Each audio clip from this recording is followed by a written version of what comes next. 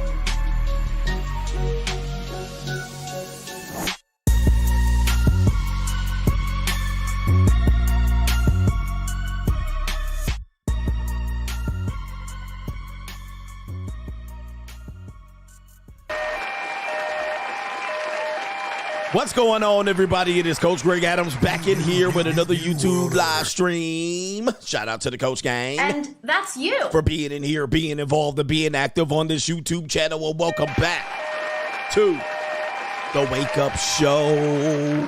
Part of the Free Agent Lifestyle podcast here on the Free Agent Lifestyle channel. You in here with the Bruce Wayne and his ish.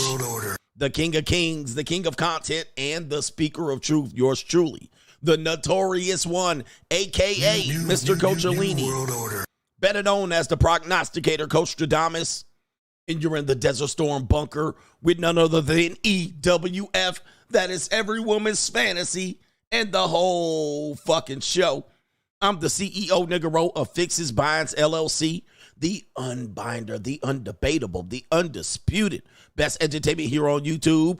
You can call me Senor Gregorio Graybeard. The ladies love to call me Mr. Third Leg Greg. Your leg was just phenomenal. Also the man with no trabajo. I am the Mitch Slapper, the anointed one.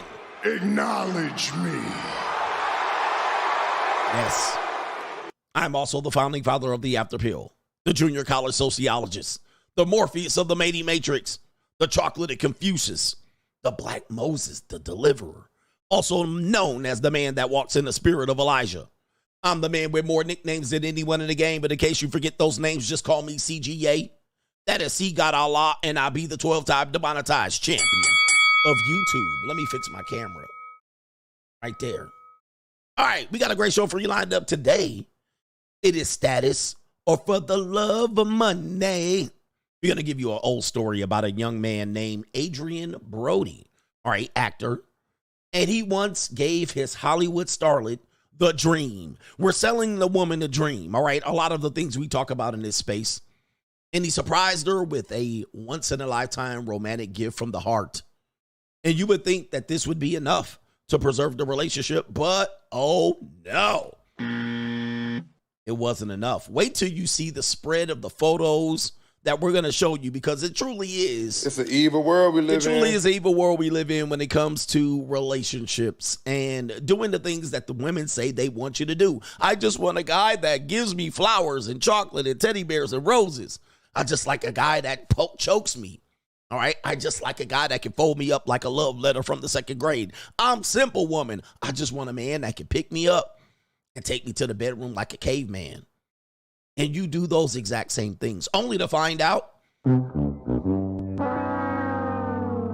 wasn't enough. Wasn't enough. You can still lose your bitch out here. Bitch. Yeah, bitch. You can still lose your bitch out here. You can. And you won't know why. Because you did everything you wanted her to do. But you still lost your bitch. Yeah, bitch. Yeah, bitch. You still lost her. All right. And you have to figure out why. So we're going to tell you a tale as old as time. The game is fucked up out here for a lot of guys. All right, so anyway, we got that. We also have Straggle and Sniggle Theater, Crime and Law CGA, lots of crimes going on. Okay, I can make a whole new channel on crimes, all right? And we also have Rachel Rizz. Rachel Rizz is back. All right, I love Rachel Rizz. We have 3 Rizzes and all of that. But to contribute to today's show, $, the Notorious CGA on the Cash App, Venmo, Coach Greg Adams TV. PayPal is paypal.me/Coach Greg Adams or /Coach Greg Adams. And that is near the top of the description box on the Free Agent Lifestyle channel. And yes, you can super chat by clicking the link on the top of the live chat on the Free Agent Lifestyle channel. New world. All right, I got a question for you up there on the board. All right, it says right there, black pill question. I love this question. This question is as old as this space. Okay, this space has been around for a long time. Going on about, I want to say about 15 years. Certainly about 15 years, this space that they call the Crimson Caps or the Manosphere. All right, people don't even claim that no more. They're like, I'm not in the Manosphere no more. I'm not in the red pill no more. Show up on the FBI list. New world order. Show up on the FBI list. It's crazy. All right, so anyway, yeah, so that's that. But listen, this is a question. Which matters most? Money, looks, status, or game? All right, and you can vote right there. You can vote right there. Money, looks, status, or game. Yes, it's going to be a great one. And we also have white women today. Where the white women at? White women, it's your day. All right, it's your day. So anyway, let me get to the earlier contributors to today's show. And let's see if we can get through the whole show. I got an appointment I might be late to. They might not let me come to the appointment. All right, but I'm going to try to get it done beforehand. All right, let me see here. All right. Shout out to our brother Tony over here. Tony Ocasio over here. What's up, coach? My game is Asian massage parlors because they treat me right and smile and say, your number one thing in bed, all right, which is, hold on for a second. What kind of fuck you give me? All right, he says you're number one. They say you're number one. Yes, okay. What kind of fuck you give me? All right, not my number one thing. They say you're number one in bed. He says these lame dating coaches are treating and teaching outdated information that nobody cares about. What kind of fuck you give me? Yes, I mean, it sells to young people. I mean, everybody's selling something. It sells to young men because, again, when we think about what matters most, money, looks, game, or stat, it's normally whatever you can't have, right? And you'll use whatever you don't have, and you'll be like, well, that's what I need, all right? All right, so you'll be like this, I'm not going to get any money anytime soon. I'm already ugly, all right? I have no status, but game is achievable, right, when I have neither of the ones, all right? So this ninja at the massage, at the circuit jerk. What kind of fuck you give the me? Rub and tug. Shout out to him. What kind of fuck you give me? I heard you the first time, lady. It's not your day, ladies. Shout out to you. No government name. Coach, the PUAs are technically right. It is a numbers game with women, but not the one that you think. The real numbers game is money, not mouth, please. Please pay the dark side. Shout out to you. It's money. Not the mouthpiece. Get your money up. And he says, do you think any of the content these ever donate to you secretly to pay respect to you for giving them free content and ideas since they won't publicly acknowledge you? Acknowledge me. I don't know. There are some people watching me donating a lot of money sometimes. So it could be a content creator. It could be a content creator. Like, I donate publicly though, but yeah, they don't want to associate with my name. And he also says Mitchells and Penguins would say, CGA, I don't mind wasting time cold approaching random women to save money and ruin my self-esteem because I want her soul. And men need hope. All right, men need hope. I was listening to somebody even saying that, we need hope out here. All right, men need hope. They need a chance. They need something to live for. They do. Glenn Ponce, congrats on your new 100,000 subscriber plaque. And he says, with the amount of game you give men every day, you deserve one for every one of your channels. I appreciate that, man. Shout out to you, man. And some people don't believe that. It was like they don't believe I deserve anything. All right, all this information that we give out here. Appreciate you, brother. Shout out to the British black brother living in Switzerland. Okay. Happy Flatback Friday, coach, and congrats on your new plaque. Thank you for your tips, which helped when I visited Miami back in May. Now I am enjoying my end of summer vacation in the capital city of the Flatbacks, Finland. Oh my goodness, I'm jealous. All right, I'm jealous because I have Finland on my list. I'm trying to figure Finland or Norway. It's toss up.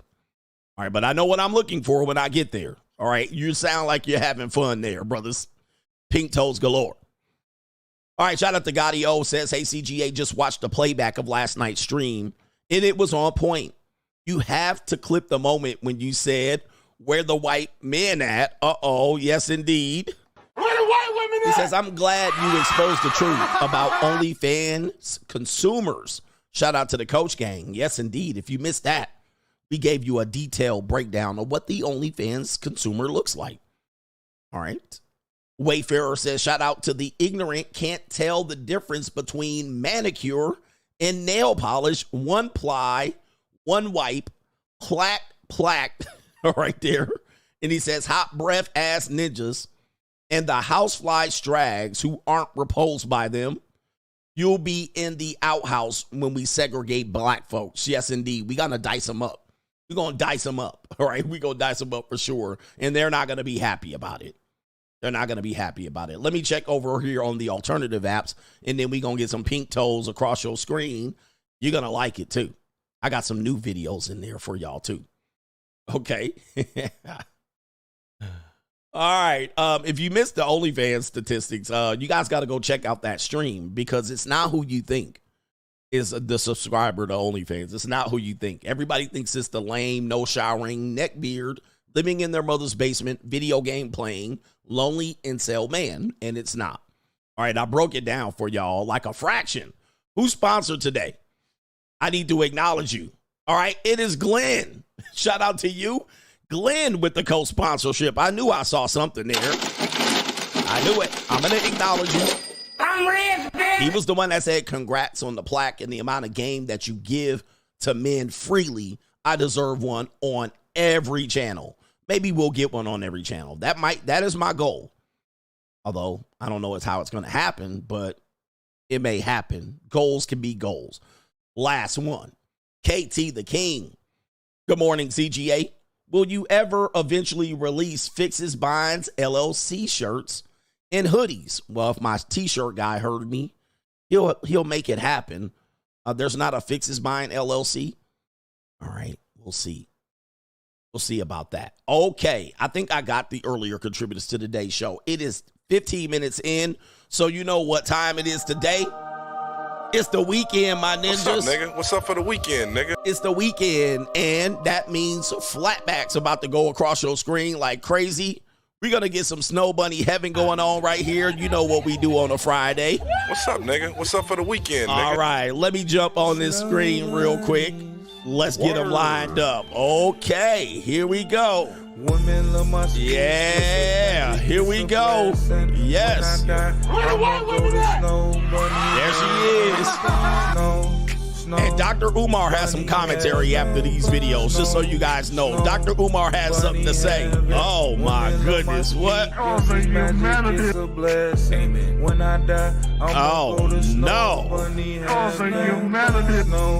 Woo, wait. Oh my goodness, we looking at feet. Okay, here we go. Sorority girls. Hello. Yeah, sorority girls. It's college season out here. Here we go. There they go. Oh man, look at all those future wives of America. Here we go right now. Yes. Here we go. Shake it up. Shake it up. Oh yes. Hello. Yeah. Oh my goodness. What is this? Wow. Oh my goodness. What in the world? What the hell? Oh my God. No way. She got her feet out too. Oh my goodness, Ninja Jesus. All right. Oh my goodness. What is this? Oh my goodness. The thick what? Oh my goodness. The thick tie. Jesus. Okay. Oh my goodness. All right. Here we go. We got some. Yeah. Hey, we got some Miss Serbian women. All right, we were talking about Serbia last night. Betty, Weddy, heaven, ski on your tummy, snow bunny heaven. Yeah. Oh my goodness. Woo wee. Snow bunnies in heaven. Oh my goodness. Yeah, here we go. Where the white women at?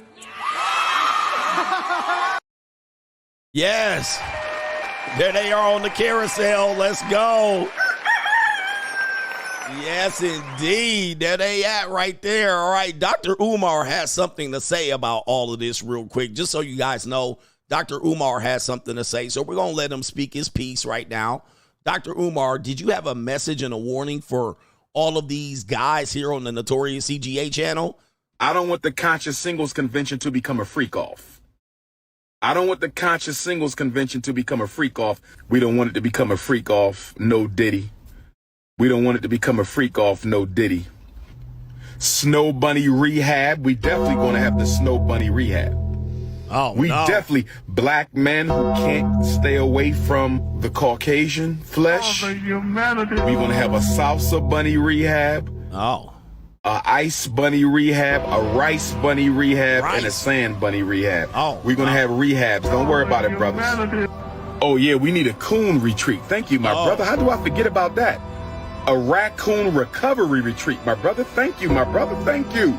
We need a raccoon recovery retreat for all the coons. We left out the damn coons. How are we going to have a retreat movement? No. And we didn't have a raccoon recovery retreat. We got to have a coon retreat to try to heal all the coons and find out why they keep working against the people. We got to have a raccoon recovery retreat. We got to have a raccoon recovery retreat. Oh, no. Okay, man. Just. Oh, the humanity. Hey, man, don't make me feel guilty, Dr. Umar. It's Friday, my ninja. It's the weekend. We got snow bunnies. What's up, nigga? What's up for the weekend, All right, nigga? we got snow bunnies. We don't need no rehab. All right, we don't need no rehab. You know what we need? We need another round of snow bunnies, all right? That's what we going to do, Dr. Umar. Forget your rehab. All right, we going snow bunny round 2. Water. Let's go, water. Here we go. Oh, yeah. No cool retreat over here, sir. We going to snow bunny heaven. Part 2. That's what you thought, my ninja. You thought it was over. The remix out here. The remix. Here we go. Let's go.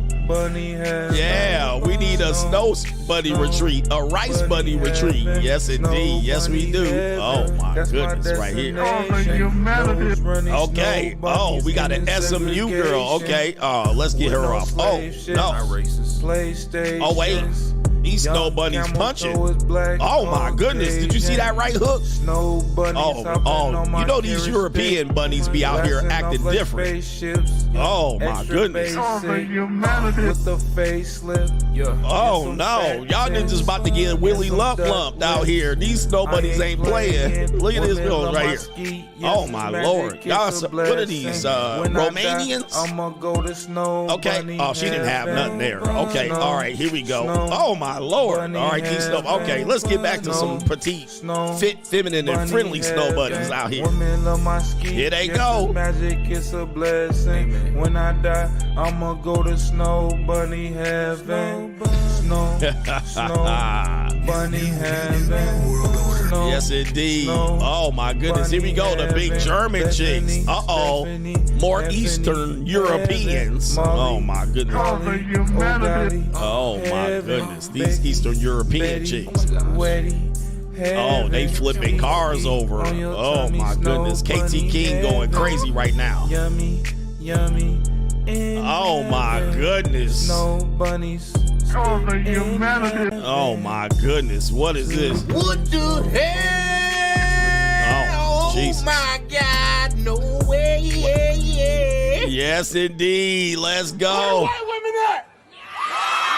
Yes, indeed. It's a good weekend so far right now. Let's go. What's up, nigga? What's up for the weekend, nigga? All right.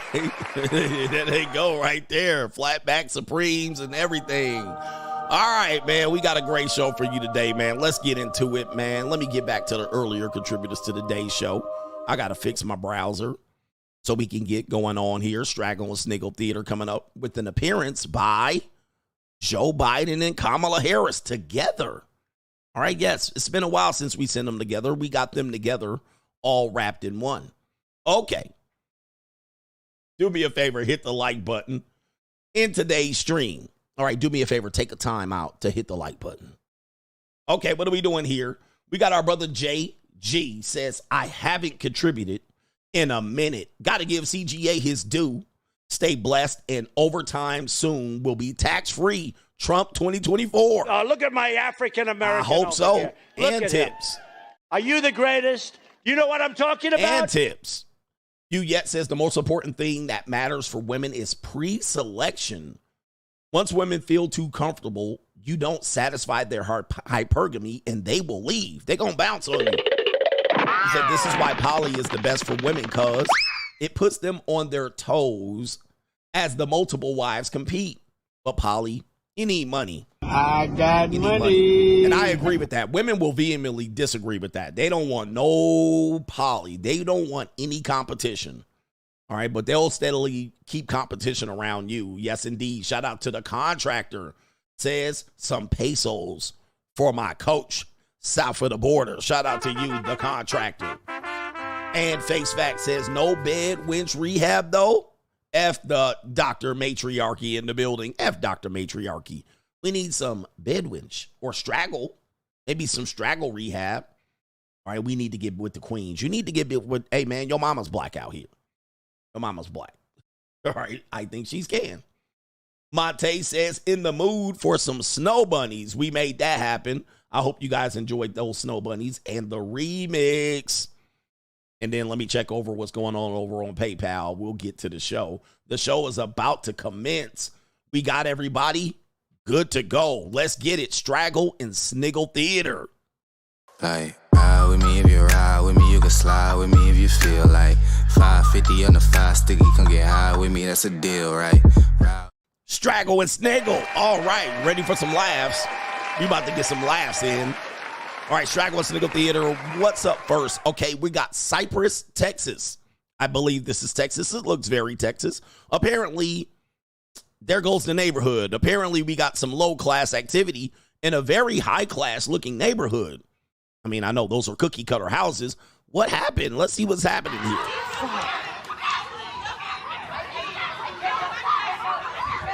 The police Oh, is here. no. The police ain't taking custody. None of these little kids. Oh, no.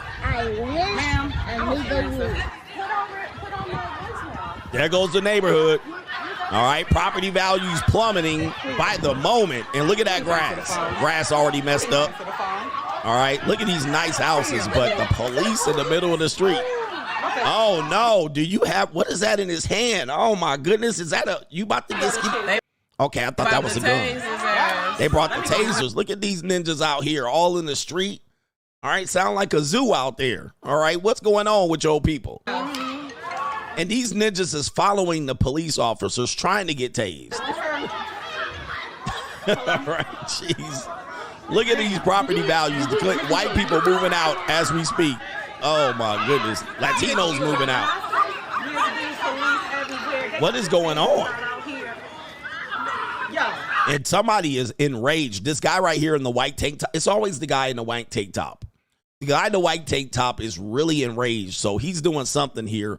And he's going to challenge the police. I wonder why he didn't get shot. All right, there goes the I would get shot if I did that. So he's going crazy. He crashing out right there. Center of the screen. Look, what is he doing? He's really pissed off. Oh, there he goes again. All right, that could have been a skinny pop right there. Oh, he's going back. Kids. It's only kids. Oh, no. That's terrible, man. What happened? And that neighborhood looks a little too nice for all of this information, brothers. All right, that looks like way too much going on, and there's way too many blacks congregating in one area. I'm pretty sure there's a law against that. All right, I'm sure there's a law, and I'm sure white people are moving out in a U-Haul by morning. All right, I'm telling you right now, by the morning time, they're moving out, sold their houses. All right, something went down. All right, but this is why, and I actually been telling you guys, here's a blue chip for you right now. This is not racist. This is just basic real estate. All right, real estate 101. The one thing that will mess up your neighborhood and property values, yes, I'm forward, sorry, but yes, it is proven that if more blacks than necessary move into a neighborhood, your property values are going to plummet. All right, so there goes the neighborhood.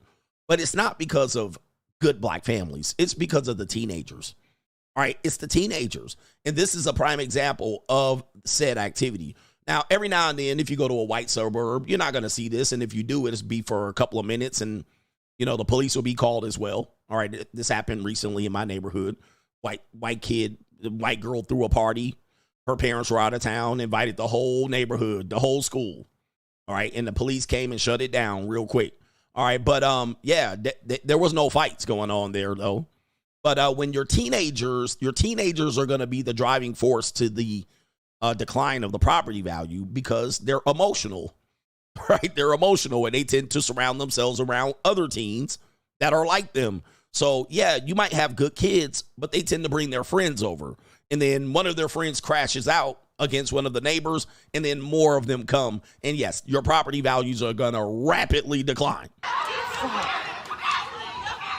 right. So, yeah, this is why it is. It's normally the teenagers. So, there it is. Somebody's running down the block. There's a fight. People barefoot. Police is here. And there goes Pookie. All right, there goes Pookie. Now we're challenging each other. Now he running up. Pookie's not very tall either. Police ain't taking custody of none of these wild-ass kids. Please answer the phone. By the way, the people recording seem to be African-American or identify as a so-called black woman. All right, and as you can see, they're calling these kids, well, they're calling them disparaging names as well. Ma'am, I don't see the answer.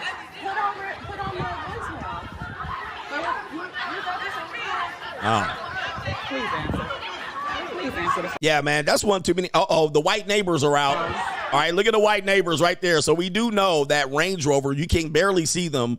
Look at the white neighbors right here. All right, on the side, they're in the middle of the screen to the right. All right, you see them right there. There's a young man right there, and it looks like maybe the mother is out there looking at that body. Yeah, they about to be out. They about to be gone. All right, they like, man, hell no, I ain't moving. Nope, it's time to move out.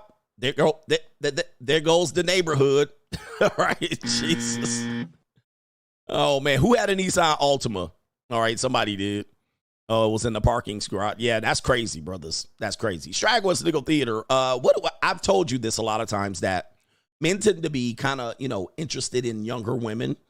And you see them outside and they be in their leggings and their socks up and you be like, oh, yeah. But I told you this a long time ago. A lot of them girls don't take a shower.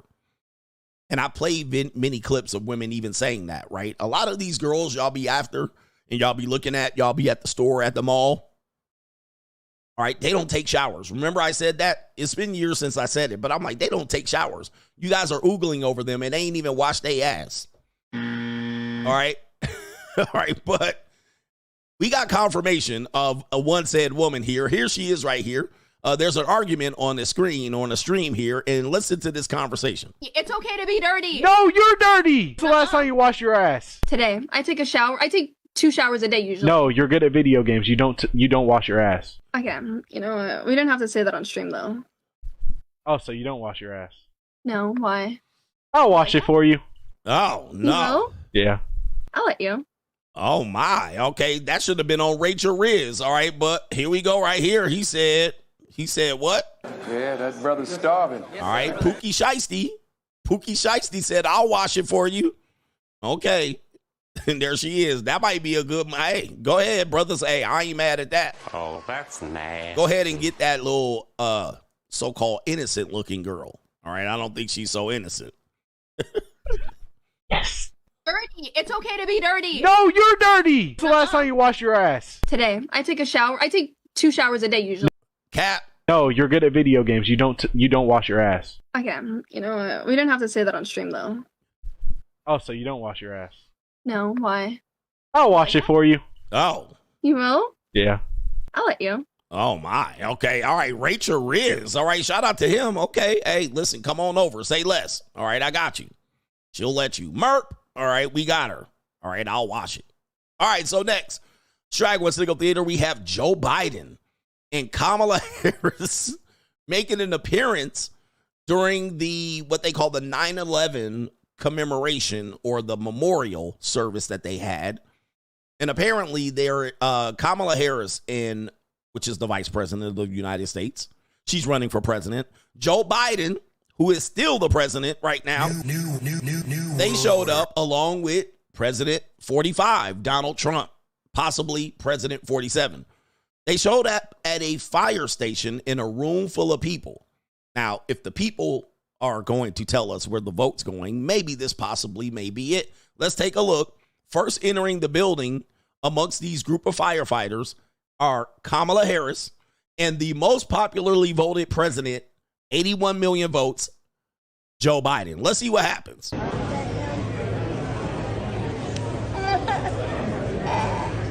Oh, no. Oh, man. Damn. Crickets. Crickets. And Joe Biden thought they was going to say something. Look how he walked in. He was like, he walked in with his hands out like, here I am. And it was like, they hit his ass with the Martin Luther. All right. They was staring at his ass Martin Lutherly like this here. Yeah.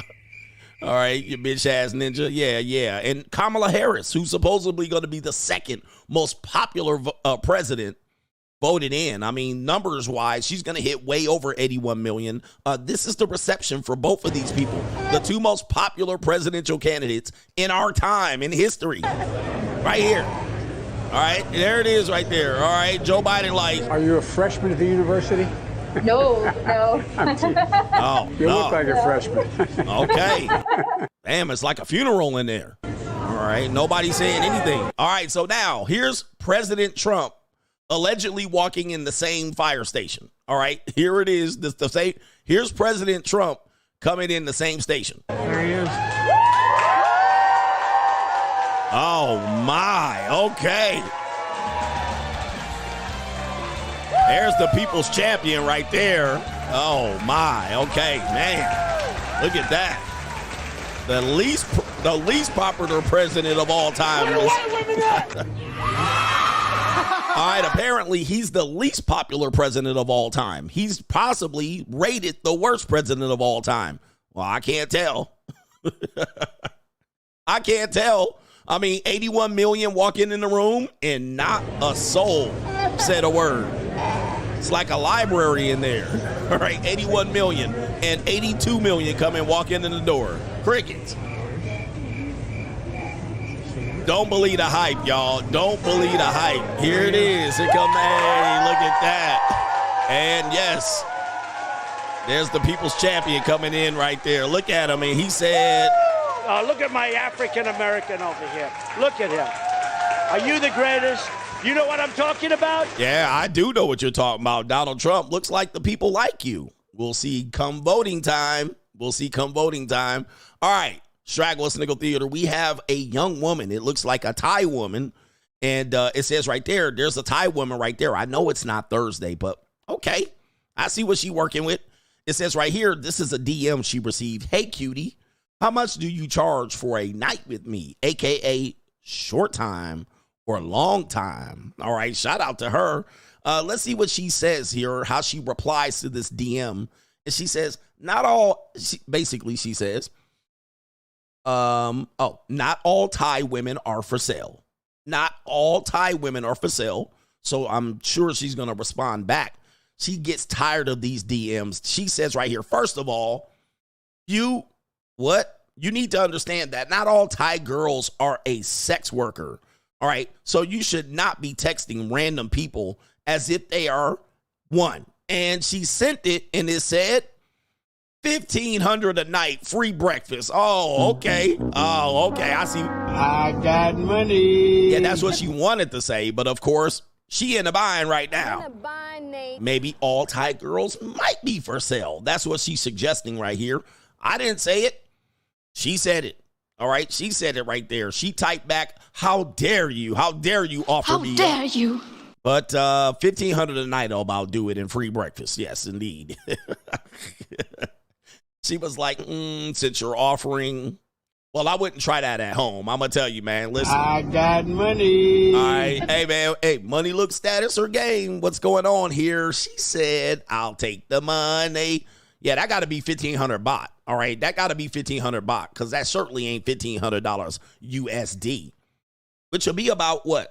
$93, $40, $36. What is that? $50? All right. Sounds like a deal to me, baby. Hey, man. Count me in. 1,500 baht. Long time. All right. Long time. I got you, baby. All right. Here we go right there. She tried to get her money. Look at her. Yes. Look at that. She tried to get some money. Oh, no, man. Yeah, that's that's $50 USD. All right. There it is. There it is. Yeah. She tried to shame him for a second, but reality struck. All right. All right. I guess I'll do it. I can get better. I can get better on the marketplace, I suppose. Is that it? Let's see here. Yes, one more. Straggle and Sniggle Theater. Straggle and Sniggle Theater. We have a woman that has to ask this question here. And she says right here, the switch up in men is scary after they get some Poonany. All right, what do we call that, gentlemen? See, again, it's tough that we kind of got to educate the world here about what the reality is. The world has not caught up completely yet. They're barely just catching up on 2017 talking points.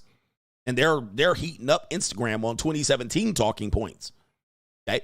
But she says the switch up in men is scary after they get some. What do we call that, gentlemen? Let's hear what she has to say. A man change after he gets some. It needs to be studied because, like, it's like two different personalities. Like, before the man get it, he's a whole different type of man. Similar to what I was talking to y'all about before. It's like they be so eager. They want to talk to you. It's like, oh my gosh, like they want it like hungry dogs. So they would do anything just to get it. Just for after they get it, they a whole different person. All of a sudden, they ain't interested. It's ill, like I'm bothering you. Like, what? That's why it's very important for women to keep their stuff to themselves. A lot of these men don't deserve that cat, okay? Because the switch up needs to be studied and it's giving mental issues. Ma'am, you're late to the game. We already disclosed what this is. Ma'am, it needs to be studied. It has been studied. It's called post-nut clarity, all right? Post-nut clarity, all right? And this is definitely Dr. Jekyll and Mr. Hyde. This is who men are. Okay, we will smash anything. That doesn't mean we're going to be happy after we smash. All right, soon as we finish busting and getting them ball empties, there's like a 80% chance we don't want to talk to her anymore. All right, we don't want to talk. I don't want you to touch me. I need to leave. I'm ashamed of myself. I'm embarrassed. I can't believe that's what I just smashed. It's a nasty nut. All right, I don't want to hear your voice. The room stinks. What am I doing here? Oh, my God, you're a butterface. Right? Please leave. Hurry up and leave. Don't say nothing to me. I don't want breakfast in the morning. That has been studied thoroughly here in this space, and this is why people discounting this space doesn't make sense. And look at her, cockeyed. And I bet she's knock-kneed and certainly buck-tooth. All right, so she's got that all going here. She got her eyes looking like Biggie Smalls is the illest. All right. And what you talking about, Willis? She definitely looking like Biggie Smalls in the eyes. So most every guy that she dealt with, she probably dealing with severe post-nut clarity. All right. After they beat, it's time to leave. All right. It's after they beat, it's time to leave. And she's like, it needs to be studied to switch up. It's called post-nut clarity. It's over. All right. It's over. I thought. And while he was digging it out, he was like, I could be here forever. You know how y'all be. You like, I could be here forever. We can make it last forever. You be putting your knee into it. You be putting your back into it. You be sitting up there like Shannon Sharp, growling. You be growling. Right after you finish growling, and she try to kiss you on the lips, you like, nah. Nah. None of that moisture ass kissing. All right, you kiss her on her shoulder, kiss her on her, go to the bathroom, wash up in the sink. All right, it's time for me to go. All right, have a nice life. Her hair standing up like this. All right, you looking at her, her makeup all smeared. You're like, oh boy, damn, I was down bad. You like, what is that smell? All right. I smell pussy. Like, this is terrible. I got to get out of here, brothers. All right. So that's what she's experiencing. Unfortunately, women don't realize this. Some women do. That's why they don't give you none. Some women do. That's why they don't give you none, because they know you're going to have post-nut clarity. But post-nut clarity for the win. All right. That's Straggle with Sniggle Theater. Like, ride with me if you ride with me, you can slide with me if you feel like 550 on the 5 sticky, come get high with me, that's a deal, right? All right, what a great show so far. We got, coming up next, Crime and Law CGA. This show is ripping and running. All right, I'm going to check in if any contributors have chipped in. Or do me a favor, hit the like button. Just give me the likes, don't pass the scroll. All right, hit the like button. Let's get to 1,000 likes. Operation 1,000 likes. Shout out to Henry Resilient. The Adept BK story is not true, but she may file after she loses in court. She appealed paying his legal fees, all right, for the divorce, and XQC is currently suing her for selling his McLaren and wants her to return his BMW. Okay, I don't know. Did you refresh the screen here, me? I changed the thumbnail. All right, shout out to you, man. Yeah, I was going to report it, but I was trying to get a second opinion on the story, and then I saw you in the chat, and I said, I'm not going to play this story. Drake Tolman says, salute and happy days. Congrats on reaching the milestone of 100,000 subscribers. Women like to say, my body, my choice. Free agents have to believe in saying, my meat, my choice. And yes, this requires discipline, understanding on how to deal with yourself, and accepting responsibility, voting with your feet, voting with your wallet, and taking care of your responsibilities. That's what we teach over here at the Free Agent Lifestyle, 100%. And by the way, did you guys know how rare it is to get 100,000 subscribers on YouTube? They say it is a 0.5% chance. It's 0.5% channels. It is a very rare thing for an individual to get 100,000 subscriber plaque, but it's even more rare to get 2. Although in our space, we do have several people that have achieved this great achievement, and it is, to be said, it is a fantastic accomplishment nonetheless. So shout out to everybody that's achieved one or more. It's a fantastic accomplishment. Shout out to everybody that is on their way to 1 million subs. We have people that have passed up 1 million, and also adjacent to our space, they're headed towards 1 million. So shout out to them. All right, it is a rare achievement. So to get a double is rare. All right, to get a double is rare. I was able to get a double all by myself, and it's not 5%. It is 0.5%. I mean, it is rare. It's even rarer than that. So it is crazy, man. Shout out to y'all. And if you're ever wanting to think you can get it, you can get it if you put your neck into it. All right, put your mind into it. Shout out to our brother Isaiah. Says, Coach, when you're dealing with younger women under 24, how do you not feel annoyed with them? Because a lot of girls and Gen Z girls are immature and still have high school mindsets. It's hard to be masculine with them when they don't even know how to respond to it. You do have to find you do have to find mature 24-year-olds. I mean, they're out there. Some women are, but again, you just kind of have to make the situation about what you need to make it about. Because there's some immature, but by the way, there's some immature 30 and 40-year-old girls too. There's immature 30 and 40-year-old women. And I often say most women are really at the maturity level of 16. Like when it comes to emotional relationships, they're all about 16. Now, that doesn't mean they cannot do a job and they cannot send emails and all of that. But most of them mature-wise, even up to 40 and 45, especially when they're super delusional. And they'll be like, I want a long-term relationship. I'm thinking to get married and having a family. Lots of them be mad immature. I'm like, that's ridiculous. That's ridiculous. But yes, I can understand. But I do deal with most of the women I deal with, even younger ages.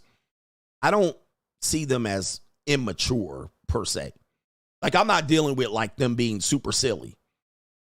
Like, I don't see the super silliness. They are always really, when they're around me, they're always trying to do their best to be mature, which does make they believe that I'm bringing the best out of them. But they're not coming over here doing silly shit.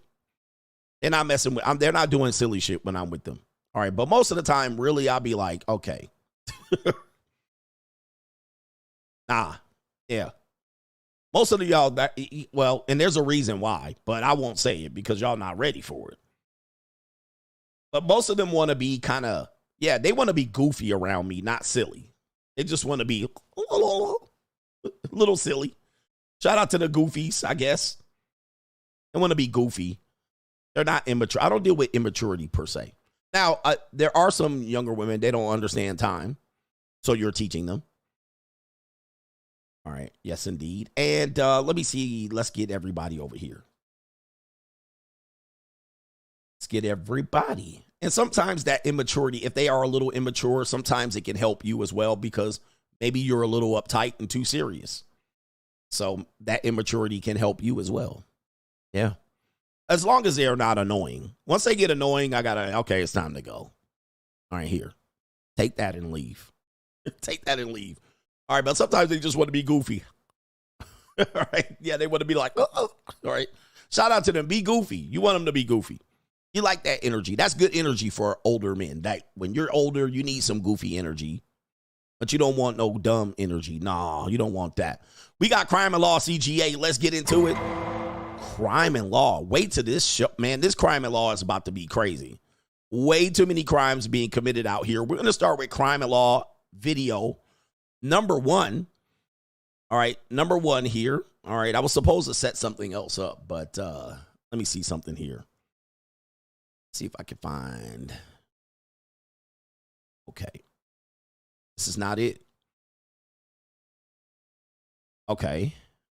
What's going on? All right. We got like 4 stories. 4 stories on Crime and Law CGA. First story, I think we're going to Miami. Is this Miami? I'm not sure. Let's go with it. Crime and Law CGA. All right. Let's hear the first news story. Multiple women in the Brickell area saying that they were targeted by a bizarre man on a scooter making comments about their feet, wanting to touch them, even lick them. We spoke to one of those women this afternoon. He's obviously not really remorseful in his actions, so that's definitely scary. Megan Neivold has lived in Miami's bustling Brickell neighborhood for more than 4 years. But last Friday around lunchtime, she had an encounter at her building with a young man on a scooter, the likes of which she'd never experienced before. A man was circling the valet on his scooter, asking really odd questions like, can I see your feet? Can I touch your feet? After the man circled more than once, she decided to start recording. I actually got my camera out and I got the video. Listen closely. You can hear the man say the word feet repeatedly. Megan took her video to social media in a Facebook group for Brickell residents. And a lot of people came forward saying, oh, I saw him, or he encountered my wife, and things like that. So I knew it was obviously a larger issue. In the group, we observed several comments from women saying they too were harassed in a similar way. Some women claimed he even made unwanted physical contact with them and has been harassing women in Brickell and the surrounding area for weeks. He's not just trying to get close to people, it's like specifically their feet. Megan and others want Miami police to do something to stop him. Hopefully it's taken seriously. Miami police say they are aware of these incidents and are currently trying to determine whether an actual crime was committed. Reporting in Brickell, Leanne Morejon, Local 10 News. All right. Sounds innocent to me. That's not a crime. That's not a crime. Yeah, I'm just saying. We're just looking at the booty. We're looking at the breast. We're looking at her neck. We're looking at her feet. We're looking at her. No, I ain't looking at no feet. Nah, ain't nobody looking at no feet. You don't looking at feet? I'm looking at feet. Apparently, we do have a sketch of the suspect. Just so you guys know, somebody just sent me an email. Let me check my email. I'm going to send it over. They said they do have the man in question right here.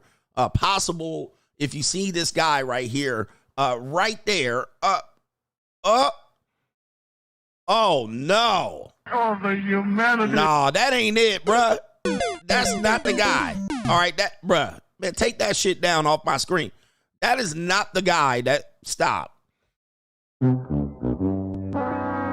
was nowhere near the vicinity of Miami. All right, I was not there. Who sent that damn sketch?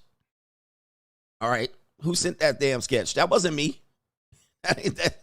That wasn't me. I wasn't... And that's you. That was not the... No. Hey, man, take that shit down, bro. That's not the guy. That's not the guy that was doing that. All right, that was not me. I was not in Brickell. I haven't been in Brickell for a year, maybe, or less, or so. I don't know. It was me. I'm just saying. And that's you. Oh, okay. All right. Hey, man, it wasn't me. All right, that's all I got to say. Maybe it was fresh. It was fresh. All right, anyway. Crime and Law CGA, apparently you go outside like this. Apparently a husband... Wait a minute. A husband, the police was called on a husband for jerking his chicken in the car while his wife was at the doctor's appointment. Oh, the humanity. All right, we're not going to play the video. Someone suspected this man to fix his meat as his wife was going to her doctor's appointment.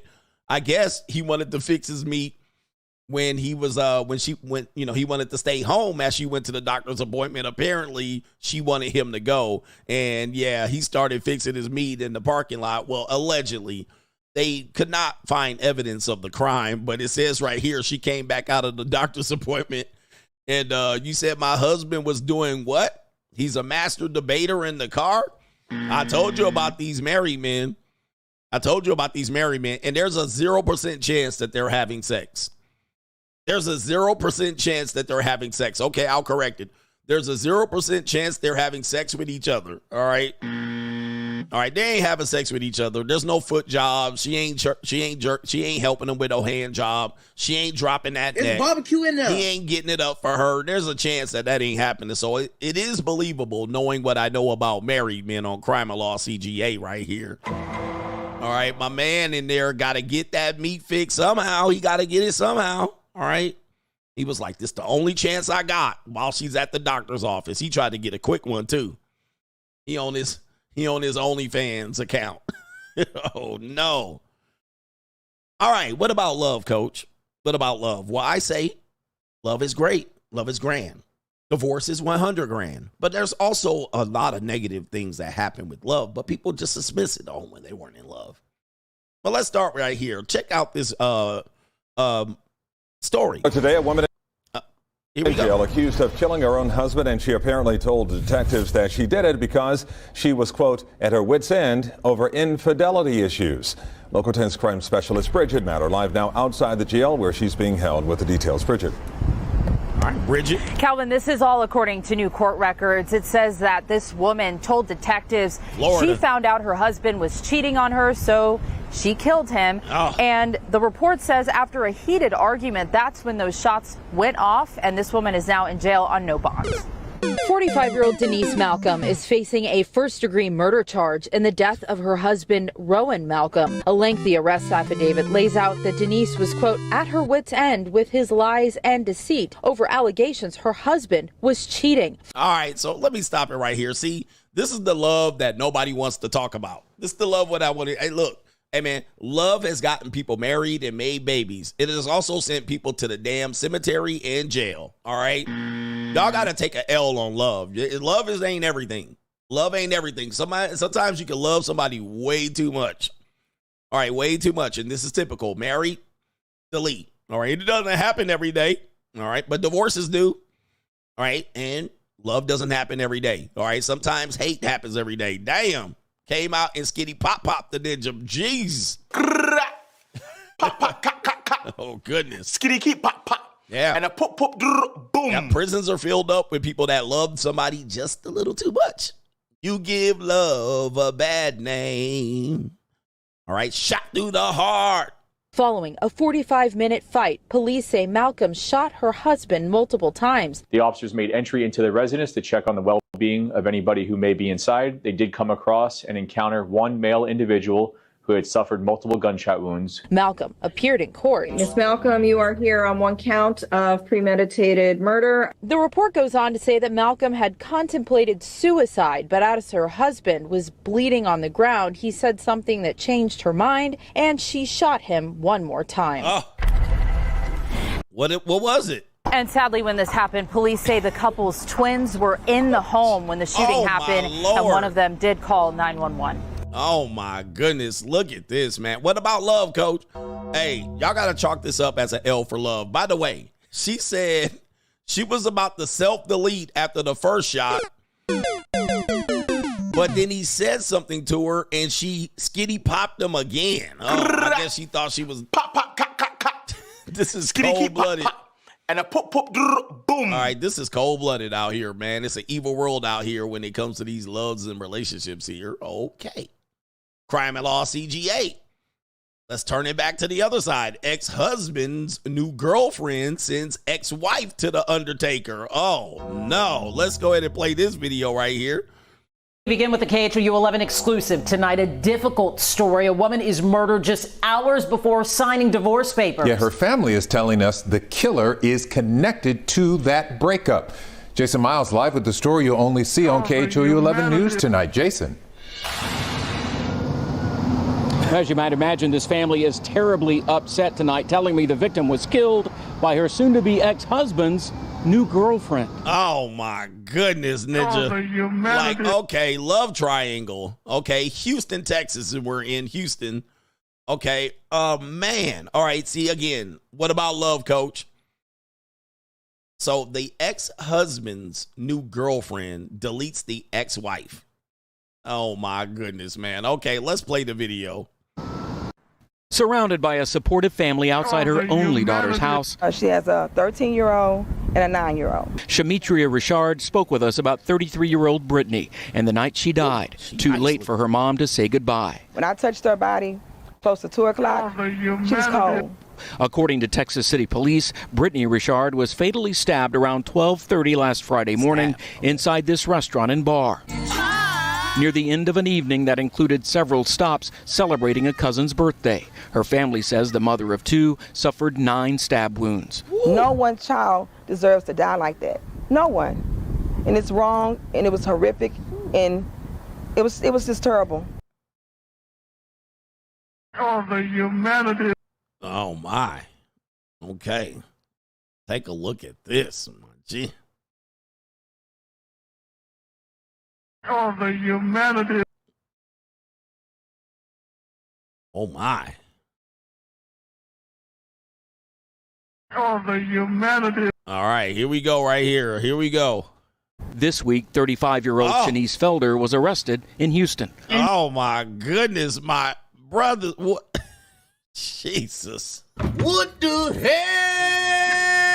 Oh my God, no way. Oh, the humanity. What is going on in Houston? What's going on in Houston, y'all? I thought y'all said there was 10s out in Houston. Like, oh, the humanity. There's 10s out of Houston, coach. Houston, Texas, ladies and gentlemen. Houston, Texas, right here.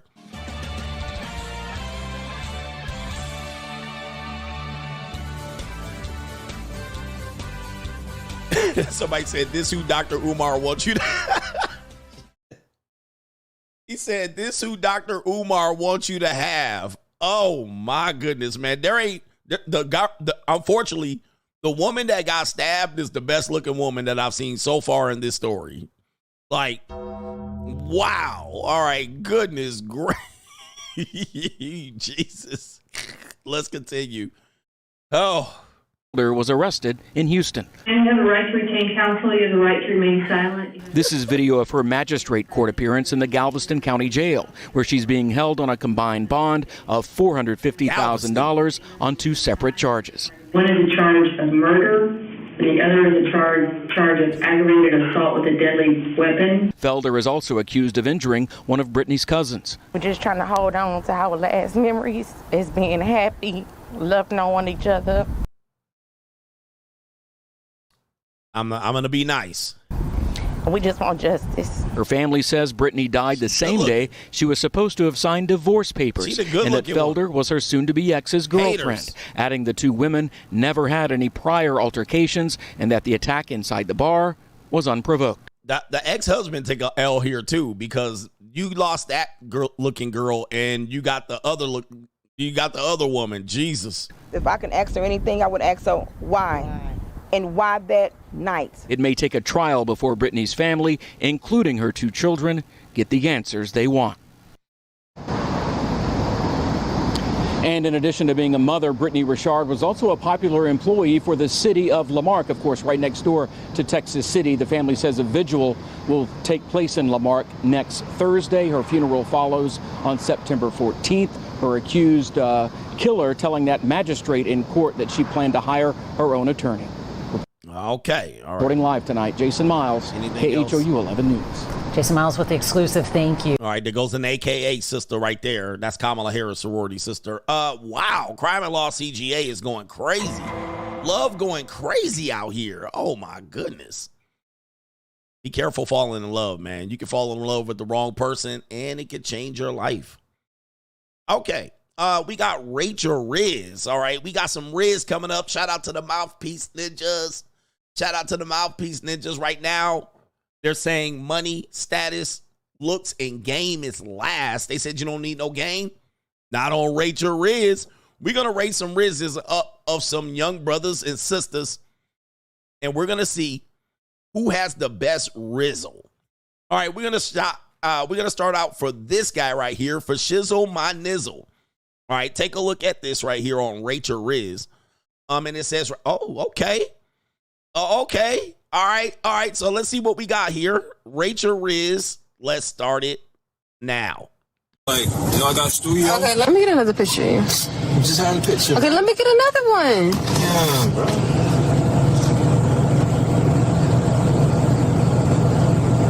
Yeah, one more. Long live Dino. Long live Dino. All right, you got it? Yeah, I got it. Yeah, bro, like I was saying, bro, like, stop around, bro. Let it take you out, bro. What you doing tonight? Look, your best friend just died. What makes you think I'm trying to go out right now? Bro, he wouldn't have it any other way. I know I know you ain't trying to be alone. He literally just died. He ain't been to rest for 5 minutes. I'm not checking for nobody right now, Dre. Listen, bro, look, I can take care of you with that big ass house, man. Bro, you know, Dino, he was working for me. How you gonna take care of me? Oh no, not the cash. Please don't pull out cash. He was working for me. Bro. Fuck with me, bro. Yeah, bro, you got 20 for your sister. Oh no, this is not good right here. It's going bad. It's going down. All right, so we dirty macking at the funeral. I don't know if you guys know what's going on here. Dino is dead. All right, he at the Undertaker right now, literally at the Undertaker.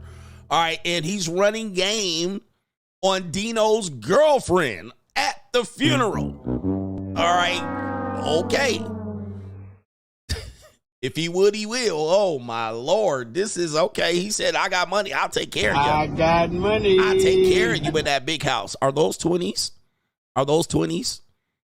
That is a fistful of 20s. I got money. Jesus. Wow, rate the Rizz going on here. We'll finish the video because he pulled out the money clip. Okay, so, all right, let's see here. And she tricked him by getting a video recording him. He doesn't know that. All right, let's play it. Here you go, baby. He gave her $60. Okay, was that 60? Let me count it. 20, 40, 60. Oh, that's a cheap night at the JUCO. That's some Harry Hines shit right there. He gave her the Figueroa special right there of $80. I got money. Wow, man. I tell you, y'all niggers. Hey, man, I tell you, your Mouthpiece Ninjas, y'all something else. Yo, baby. Oh. I'm not putting your bro like no old ass. Like, okay, I sure did. And what about it? What about this? Where that came from? Mm-hmm. Hey, man. So, like, all right, bro. Look, you know, he would rather have you with me than some random nigga on the street. I hear you, okay? Okay, then, so, like, look, are you listening? Look, I love Dino. I love that again. But he gone now. Oh. It's just us two. It's just too soon. Like, what? Okay, so, wait. Let I can be your friend. Let slide through from time to time. Yo, Dre, get the fuck away from my car. I was trying to be cool. Now get the fuck away from my car. Come on, you don't even gotta be like that. All right? Yeah, I'm good. Oh. Y'all going to the repass, right? Oh no, man, this is terrible, man. This guy, is this game? Oh my Lord, y'all going to the repass? Oh, this poor, they out here crying. They poured out liquor. They shed a tear. And this ninja is, hey man, somebody tells me this investigation needs to be opened up. However Dino died, they need to possibly reopen the investigation. We might know who did it, all right? I think I knew who did it. All right, this is dead giveaway. All right, dead giveaway. How did Dino die? We need to probably open that up. He was working for you, you say. I don't know, man. Me thinks we need to get the private detective on this one right here. All right. All right, somebody's ski. Oh, no, man. They at the funeral walking by. Oh, man. Yeah, I'm about to head over there now. Okay, I see y'all. Mm-hmm. Dre, back the fuck up. What's up? Ain't shit up. Good move. Where can I pick you up? You're not picking me up nowhere. Good move. Go. Like. Bro, it's gonna be like that? Yes, it's been like that. Give me my money. I'm not giving you shit. Get the you want back, the money bro. back. God, bro, this is exactly why they're cheating on you, man. Oh, no. He said that's why he was cheating on you. This is a whole dirty Mac. Hey, yo, chill, son. Hey, yo. All right, so he wants the money back now, and that's why he was cheating on you. Damn, let him rest. Let the man rest. Yeah, I told you this was a creep. This could follow me around the repass, the funeral, the whole damn time. And now he want to try to holler at me like, bro, watch who your fucking friends are. Where has... All right, and there's Dino and the baby mama. There's the, I mean, this would be a hell of a skit for them to even come up with the funeral thing here. Wow. She needs some braces. All right, wow. All right, rate is Rizz there, all right, from 0 to 10. 0 to 10. Okay. Rachel Rizz, Suburban Edition. Suburban Edition. This is the University of Michigan. Looks like it's the student union or something like that. Rate these guys is Rizz, all right? And the guy you want to rate is Rizz is in the dark blue Michigan Wolverine engineering department shirt. Oh, this is about to get corny.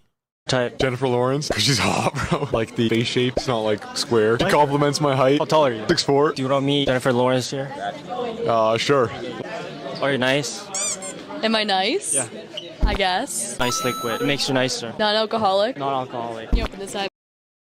Master Splinter, all right? Definitely a Stock Factory issue, all right? And yes. Where the white women at? There you go. Stock Factory issue right there. Master Splinter. Nails. Yum. How do you feel? Nice. Who's your favorite male celebrity? Zac Efron. He's nice. Blue eyes, brown hair, nice jawline. There's a guy just like Zac Efron. Do you want to meet him? Sure. Merp. Are you Wi-Fi? Because I'm feeling a connection. Oh, no. No. Yeah, even Ricky Tan, even Chang is like, damn. All right, cringe. Are you Wi-Fi? Because I'm feeling a connection. Yeah, that rate is Rizz. He's eager beaver too. He trying to jump right on. All right, this ninja gonna go. He ain't gonna last. He gonna pull a Shannon Sharp 41 seconder. He definitely gonna pull a 41 seconder on that flatback. All right, goodness. He's gonna be rich one day. This guy right here. He's gonna be an engineer doctor. Even Zoey knows it right here. Hair, makeup, esthetician, facials, vagina waxing, everything. That is all independent. Remember when I told you tall men can talk themselves out of pussy? All right, so just because you tall doesn't mean you're gonna be getting none. You get a foot in the door, but being tall is not a guarantee for sex. All right, yeah. Okay, all right, so let's continue. That's not Zac Efron. He told me you look like Jennifer Lawrence. I don't think I do. I don't think she does either, honestly. Are you Wi-Fi? Because I'm feeling a connection. We already went over this.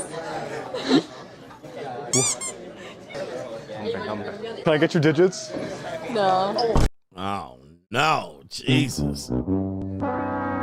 You almost had her. You almost had her, sir. Gotcha, bitch. 6'4", a waste of 6'4". I'm going to tell you that right now.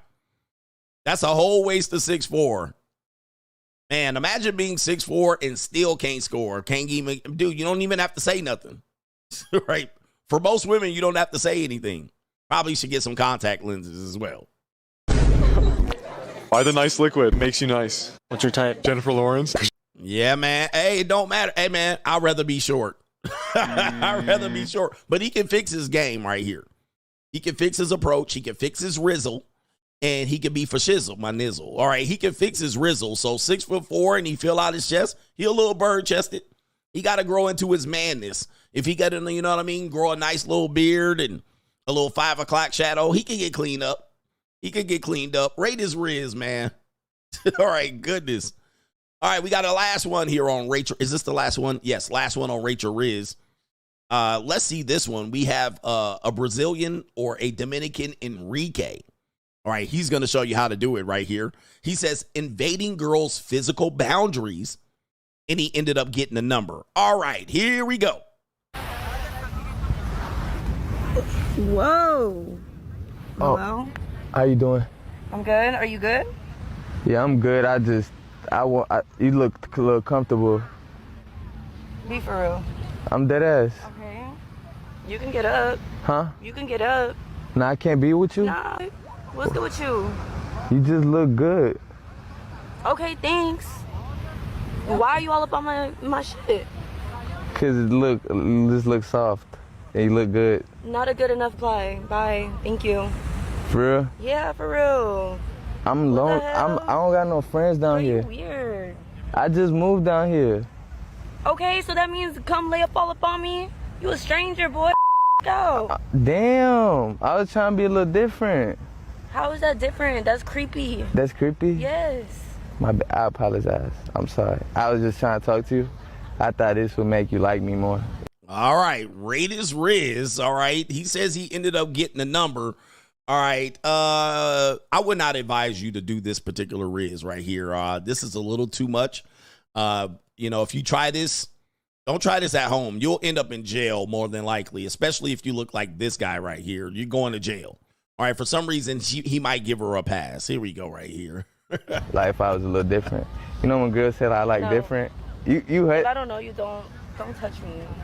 I'm sorry. Oh, don't touch me. I'm just a touchable guy. Like I feel like that's like my love language. Okay, cool, but we not in love. Huh? I said we not in love, so. We could be though. Not like that, not how you came off. But imagine telling our kids like how we met. That's a good ass story. No, it's not. It's a horrible story. For real? Hey, by the way, he was a fucking creep. Like, be for real. Damn. Why are you being so like mean? I was just trying. That's the first time that has ever happened to me. I've been living in Miami for I don't know how long. Nobody ever laid on you to come and lay up all up on me. Like. I'm sorry. I apologize. You lucky we at the beach and not somewhere else, because anywhere else I would have had my gun with me. For real? For real. All right, so she does appear to have a microphone on her, so I can't, you know, her vocals are coming very clearly, especially being on the beach. So it's giving skip, but let's go ahead and go back here, and we'll go back to. So this is what he attempted to do, right there, lay on her boo-hoo-tee, boo-hoo-hoo-tee. I'm gonna tell you what, skid or not, do not do this. All right, do not do this. I mean, if you have her, look, he got his ashy knees, his sandy knees. He just lays right up on her on that soft, prime little flatback right there. All right, she got a little bubble right there. I would not try that. So let's see how it ends up for this gentleman here, according to him. We not vibing, boy. I can't get comfortable. I don't know you. I can't put my head back right there. No. This is my towel. It's my personal bubble, and you already invaded it once.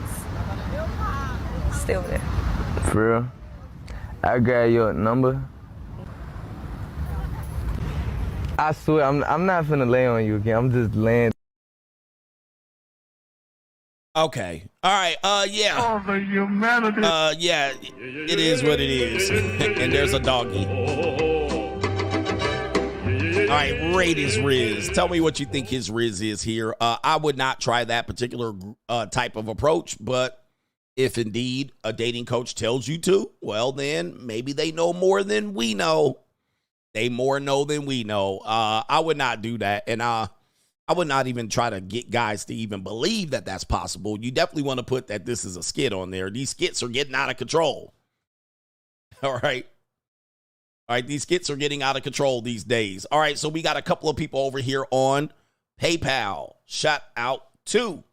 We got a co-sponsorship. And his name is from your boy, Menzies. Menzies?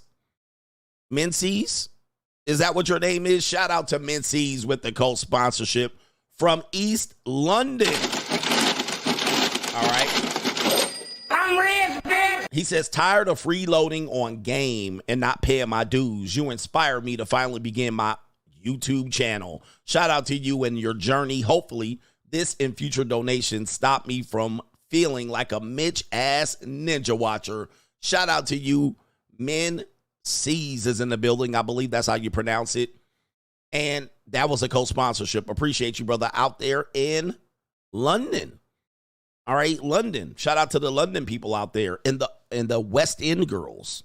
Shout out to the West End girls. Kaylin says, what's up, coach? Since men switch up after having sex, wouldn't it make more sense for women to lock a man down after she lets him hit it? But women just can never learn this until after they have sex. So you want her to lock it down after she lets him hit. I believe that's what most women do. That's what they do. They want to lock it down. That's what they do. All right. So they're like, hey, so where's this going? Now, some women don't today. Women just want to get. But they do try to lock it down. But, it is what it is. The London West End girls. Shout out to I Need Money. He says, now, CGA, do you have a scooter? LOL. Ha ha. Maybe I do. All right, but maybe I don't. I will not confirm or deny if I was in a scooter in Brickell saying feet, feet, feet. However, it's not a crime. It's not a crime to do so. All right, but it could be harassment, so be careful right there. We don't want any harassment charges. No harassment charges. Okay, what do we got here? We got our brother here, H Everyday, coming in, and he says 10s in Houston. No 10 women in Houston. Shout out to you. There's only 10 women in Houston. And he says, be careful. Always check what the mother and sister look like and the attitudes before you get involved with a woman or a girl. All right. Check what the mama looks like and check their attitudes. Yes, you do. You want to check that because odds are the mom's going to look like your girl's going to look like the mom or the daddy with a wig on. H Everyday, Coach, dudes be doing lame-ish just like this at a funeral, and she trashed for continuing to talk to him. And then he talked to her all aggressive. Is that love? Not only that, people caught the fact that she kept the money. All right, so again, when you're looking at female nature, they can call you all kind of ridiculous things, but they're not going to give you back the money. All right, that's what they ain't going to do. All right, and so she kept that $80, didn't she? Yes, she did. H Everyday, so that description the white girl gave is a pipe dream that they have. He says these girls don't realize where they at. Girls can't accept being a 5 or a 4 because all snapper is accepted. Pretty girls never have weapons or protection on them. Shout out to you right there. And he's talking about the girl, the college girl there. I believe you're talking about the college girl wants Zac Efron. But this guy wanted, who did he want? Jennifer Lawrence. He wanted Jennifer Lawrence. So this woman right here, look at these. Okay. All right. All right. This woman wanted Zac Efron type. Yeah, well, here's the thing. Most white women look like this coming out of the shower. All right. So that's the problem with them. They all look like that. You know, very, very few variants coming there. I mean, this is just your basic bitch. But she believes she can get the top girl because, believe it or not, there's not many variations of these particular groups of people. All right, there's not many variations. They all like look like that coming out of the shower or swimming. Like they could glam up to maybe a point or two. And there's some way off the charts. All right, but very few. I mean, off the charts. They all kind of look like that. Yeah. Stock factory issue. So, yeah, she was like, I'm shooting for the top. Yeah. No government name says there needs to be a Bama retreat. Oh, wait. I think that is what Atlanta, Houston, Detroit, Baltimore, Chicago, and prisons are for. What say you, the great Coach Alimony? The Bama retreat, man. And yeah, they be out there getting rounded up, huh? They be out there getting rounded up, acting a fool out here in these streets. He says they both delusional. Yeah, they both was out here looking goofy. Talking about, I want Jennifer Lawrence. You know, I remember when I was a youngin', I probably wanted a fine woman. I wanted a video vixen girl. All right, I want the top notch. I need a girl who's mine, all mine.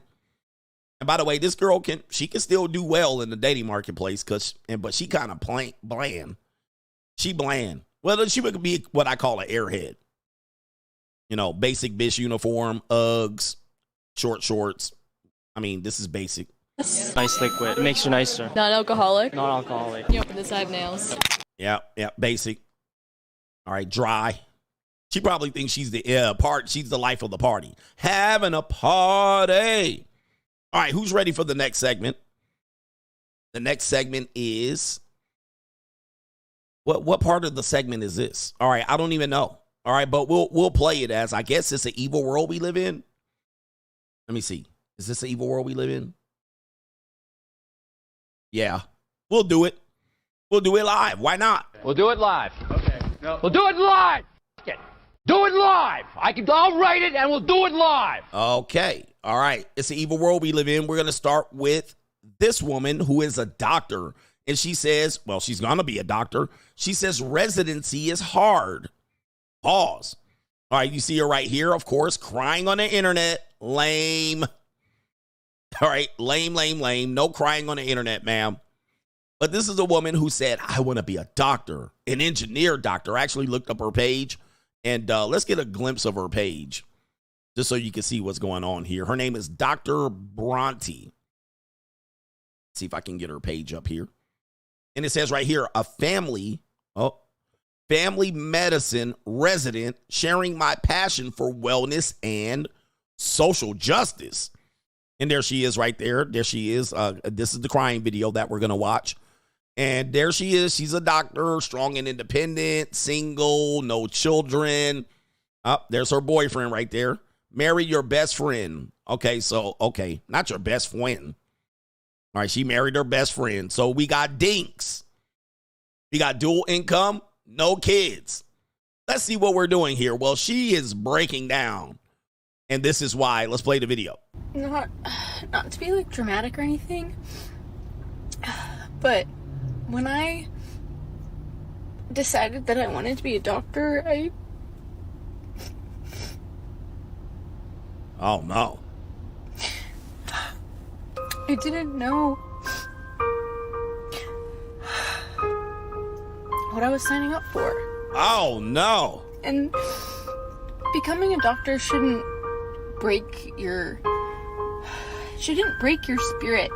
You know, you should be able to feel like a person and do this job. But it seems like the system believes that they have to break you in order for you to do this job properly. And I don't think that's true. Okay.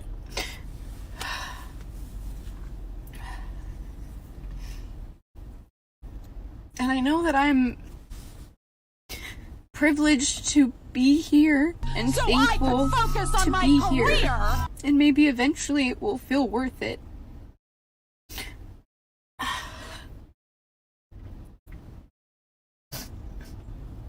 But right now it doesn't. Oh. And when I was in undergrad and I was pre-med and I was applying to medical school.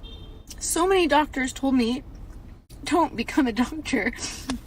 But you can't tell an ambitious first-generation college student to not go after their dreams. Like, that's not... I was like, whatever. And now I'm like, I get it. Oh, no. So I could focus on my career. Ma'am. All right, man. Boy, reality is a bitch out here, man. It's all fun and games until you got to work. You know what I mean? And they be like, I don't want to do all this work. I just wanted to put on my little doctor scrubs and wear my stethoscope and get my little anesthesia. I just want to write my little prescriptions. I just wanted to have my little cap and gown.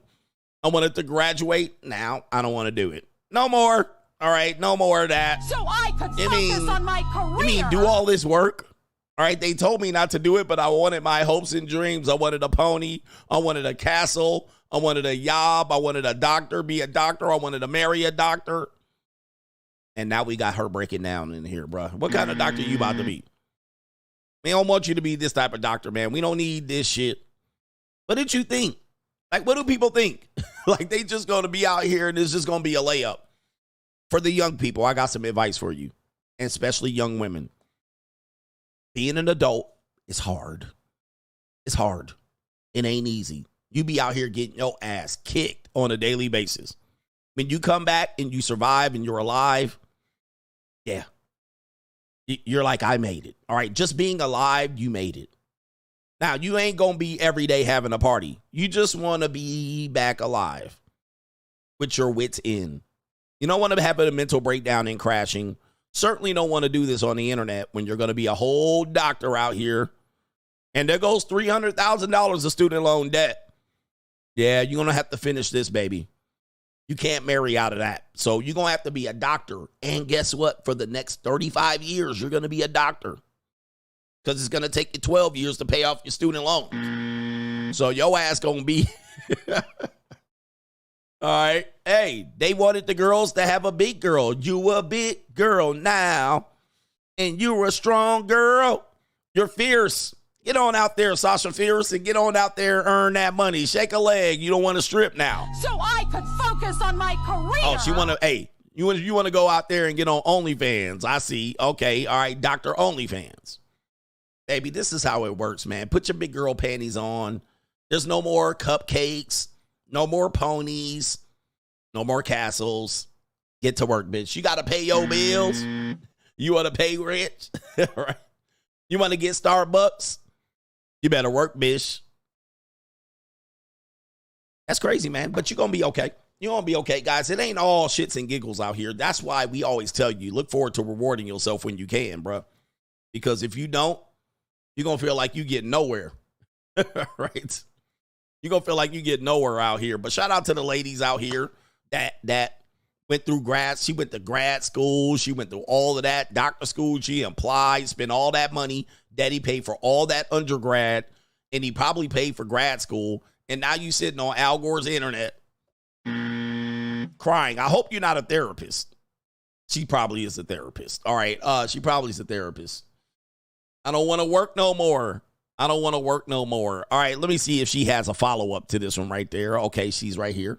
She says, working 70-hour weeks against my will is the hardest thing. She said against her will. That's the title of the video. I couldn't see it while I was playing, but there's the title of the video. Working 70 hours. So I keep saying hours. Working 70-plus hour weeks against my will. Oh, my goodness. Oh, the humanity. Against your will. Okay, but she wants the easy life. Life on recruit difficulty right there. Oh, poor thing. She does have a husband. There she is right there. All right, let's see her husband. I said it before and I'll say it again. Life moves pretty fast. You don't stop and look around once in a while, you could miss it. Oh, man. All right, yeah. Bruh, you about to get blindsided. You like, I'm going to marry a doctor. My life is great. You about to get blindsided in about 8 years. You about to get blindsided. Right? This one is not stable. All right. Yeah. Well, at least he's tall too. He about to get got. I'm gonna marry a doctor. We're gonna be rich. I'm gonna make $60K. She's gonna make $350K. We're gonna be rich. Nope. No, you're not about to be rich, fam. She about to pull the plug on all that. She in love. I'm in love with you. She already crashing out. 70. What do you think's gonna happen? She's a resident now. What do you think about to happen when she gets to be a doctor, a full doctor, like an engineer doctor? What do you think is about to happen? All right, let's get back, bruh. Oh, man, he don't got no idea. He about to get blindsided. All right, what do we got here? It's the evil world we live in. A man allegedly. It's the evil world we live in. Of course, this could be a skit. A man allegedly gets his girlfriend's phone, and this is the reaction. Here we go. Oh, unlock the door. What's your password? Unlock the door. I'm not unlocking shit. 02. What's your shit? Give me my phone. Tweaking bro, over her phone. She's doing way too much. I'm definitely going through this. Give me my phone. What is Stop trying to open my phone. Give me my phone. 020. Bro, stop. Yeah, I'm in there. Yeah, I'm in there. Watch out, bro. Stop. What the fuck is wrong with Stop. you? Please, stop. Stop. Babe. Oh, you was trying to Give link, me bro? my phone. Oh, that's where you was going last night? That's where you was going last night? So, but you was saying you was going with your friend. Oh my gosh, give me my phone. Please, I didn't go with my friend. I'm so glad I'm recording this. Give me my phone. You're done. You're done. This shit is done. Don't babe me no more. I'm leaving you right here too, and you're not getting your phone. You're not getting shit. Yo, stop hitting my fucking car. Fuck is wrong with this girl? Fuck is wrong with you? Please, give me my phone. Oh, Bro, you sending him nudes. My messages, oh, you were sending him booty pictures. Oh my gosh. I don't even know how to feel right now. Like, why are you doing all I don't even know how to feel right now. What the fuck? Are you trying to hurt me? Give me my phone. Oh. And it's all Jermaine's phone. It's always Jermaine's phone. She said, are you trying to hurt me? Give me my phone. He's like, really? Really? Am I trying to hurt you? Really? So you fucked him? You fucked him? Phone. You had sex with him? Give me my phone. Yo. Oh, titties jumping. Answer my question. You had sex with him? Give me my phone, bro. Give me my phone. Man, back the fuck up from my car before I crash out. Oh my Dead God, ass, bro. Mom, give me my Man, phone. watch out, bro. Watch out, bro. What the fuck is wrong with her, She bro? gonna This break bitch wild. that She ain't window. doing shit. That's why you don't trust bitches. These hoes be cheating. Yo, these hoes be cheating, bro. I swear to God, bro. Yo, stop hitting my fucking car. Get my phone. Bro, unlock the door. What's your password? Unlock the door. All right, so that's Tyreek Hill, Pookie, senior or junior. Tyreek Hill Jr. here. But yeah, man, I always tell you guys, man, you check your girl's phone, it's not gonna end well. You check your girl's phone, it's probably not gonna end well. Not to say she's cheating, but you might find something that you might find to be a little questionable. You're like, wait a minute. All right, watch out for that one right there. It's the evil world we live in. Watch out. It's the evil world we live in. All right, let's see here. How many? Oh, we got another one here on the last one. Dead bedrooms on Reddit. The realities of living in a sexless marriage. All right, so what do we got here?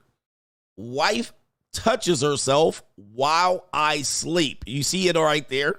She touched herself. All right, it says, my wife asked me to sleep in a spare bedroom almost 2 years ago. She claimed it helped her sleep better. Of course, you probably snore too loud or you twitch in your sleep. I got up early on the weekend and I'm hearing her touching herself in her room. Okay, so this is a married couple. They sleep in separate bedrooms, which is very common.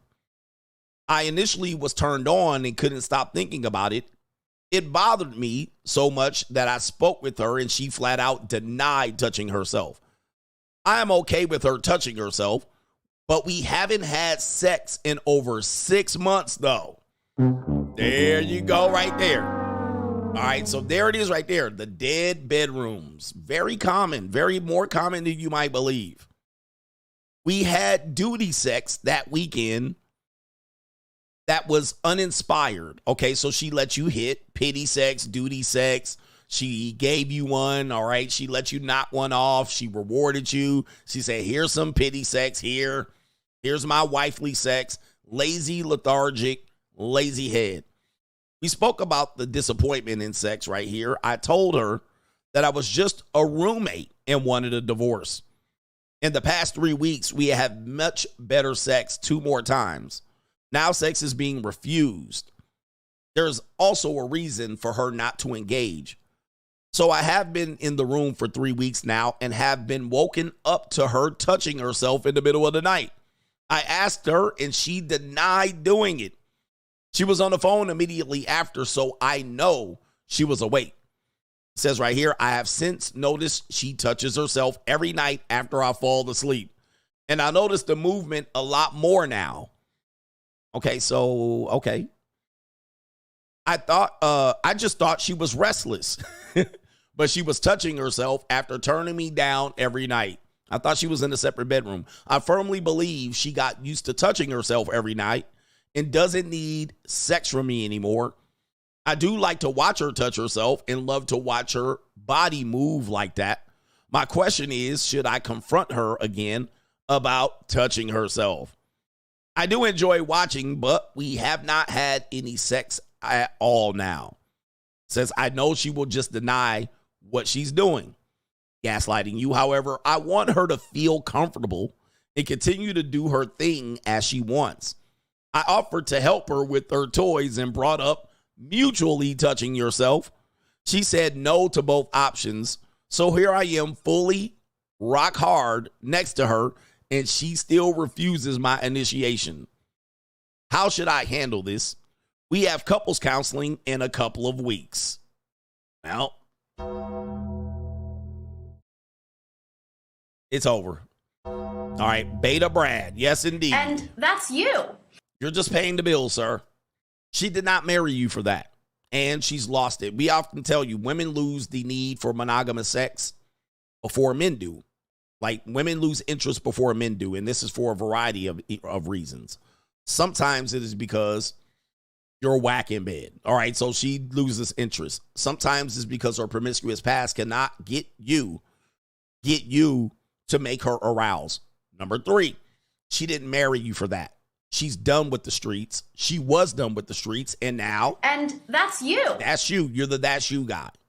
And she was leading you on with sex, and then once she got to the marriage and a relationship, she said, I don't need to do that anymore. That's a constant feeling from women. I don't have to do that with them anymore.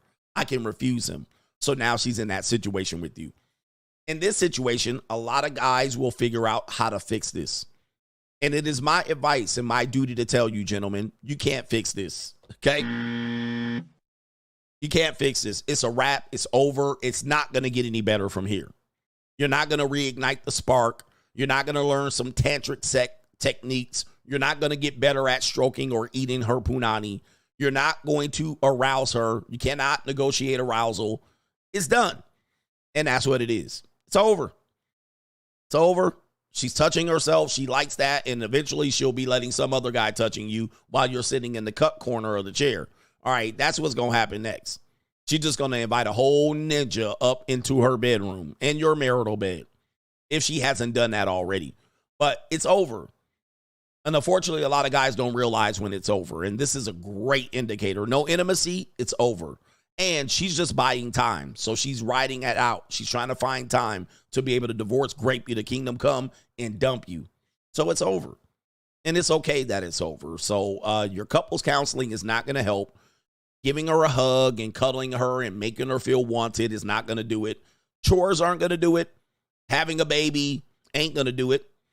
All right, so these things are not going to help you. It's over. So, yeah, man, and a lot of guys don't want to say it's over because what happens is you think the time is going to fix it, but it doesn't. You just make more time to work against you in the family law. All right, it's done. It's done. It's done. It's done. Why put yourself through this torture and misery? But again, married men don't know. They don't have a way out. They don't know how to get out of these situations.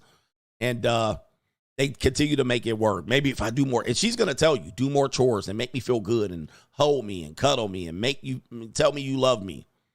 It ain't going to get no better, brothers. All right, let that shit go before she really hurts you. And she's already lost respect for you. Any woman that's not having sex with you, all right, or having disrespectful sex, don't deal with it. She doesn't like you. She doesn't respect you.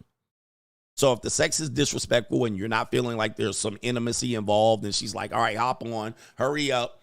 All right, don't get no sweat in my eye. Okay, you finished? Okay, good. All right, get off.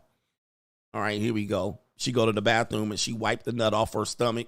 All right, she'd be like, this is fucking all right. Then she goes back. She put her reading glasses on and look at her iPad reading. Done. Don't take that type of disrespect. Do not take that type of disrespect, man. I mean, a lot of guys take that type of disrespect out of desperation. But, yep, men are desperate out here. Let's get to the main event already. Yes, the rhythm, the rebel. Let me see. Where's the main event button right here? We're going to talk about two stories here. The first one, let's talk about this. The status, looks, and money pill. You guys have heard this before. Status, looks, and money, and then game. I have a poll up. And typically, I've done a show organizing what matters most as a man from the woman's perspective, right? Is it looks? Is it the looks that are going to reel her in? Is it the money that's going to reel her in? Is it the status? Is it something that you're going to say to her that's going to reel her in? And this has been a common conversation in the red and the black pill communities. Now, I've been always say status trumps. So if you do have to have a higher status, that does trump. But looks can get you in the door. It's not going to keep you there. Money can beat looks any day of the week. It just depends on what the woman's needs are. And sometimes money can beat status. Sometimes. It just depends on the woman. Sometimes game is all she wanted to hear. She just wanted to hear somebody tell her what she wanted to hear and put that game. And you just yak, yak, yak, yak. You drinking yak and you yakking.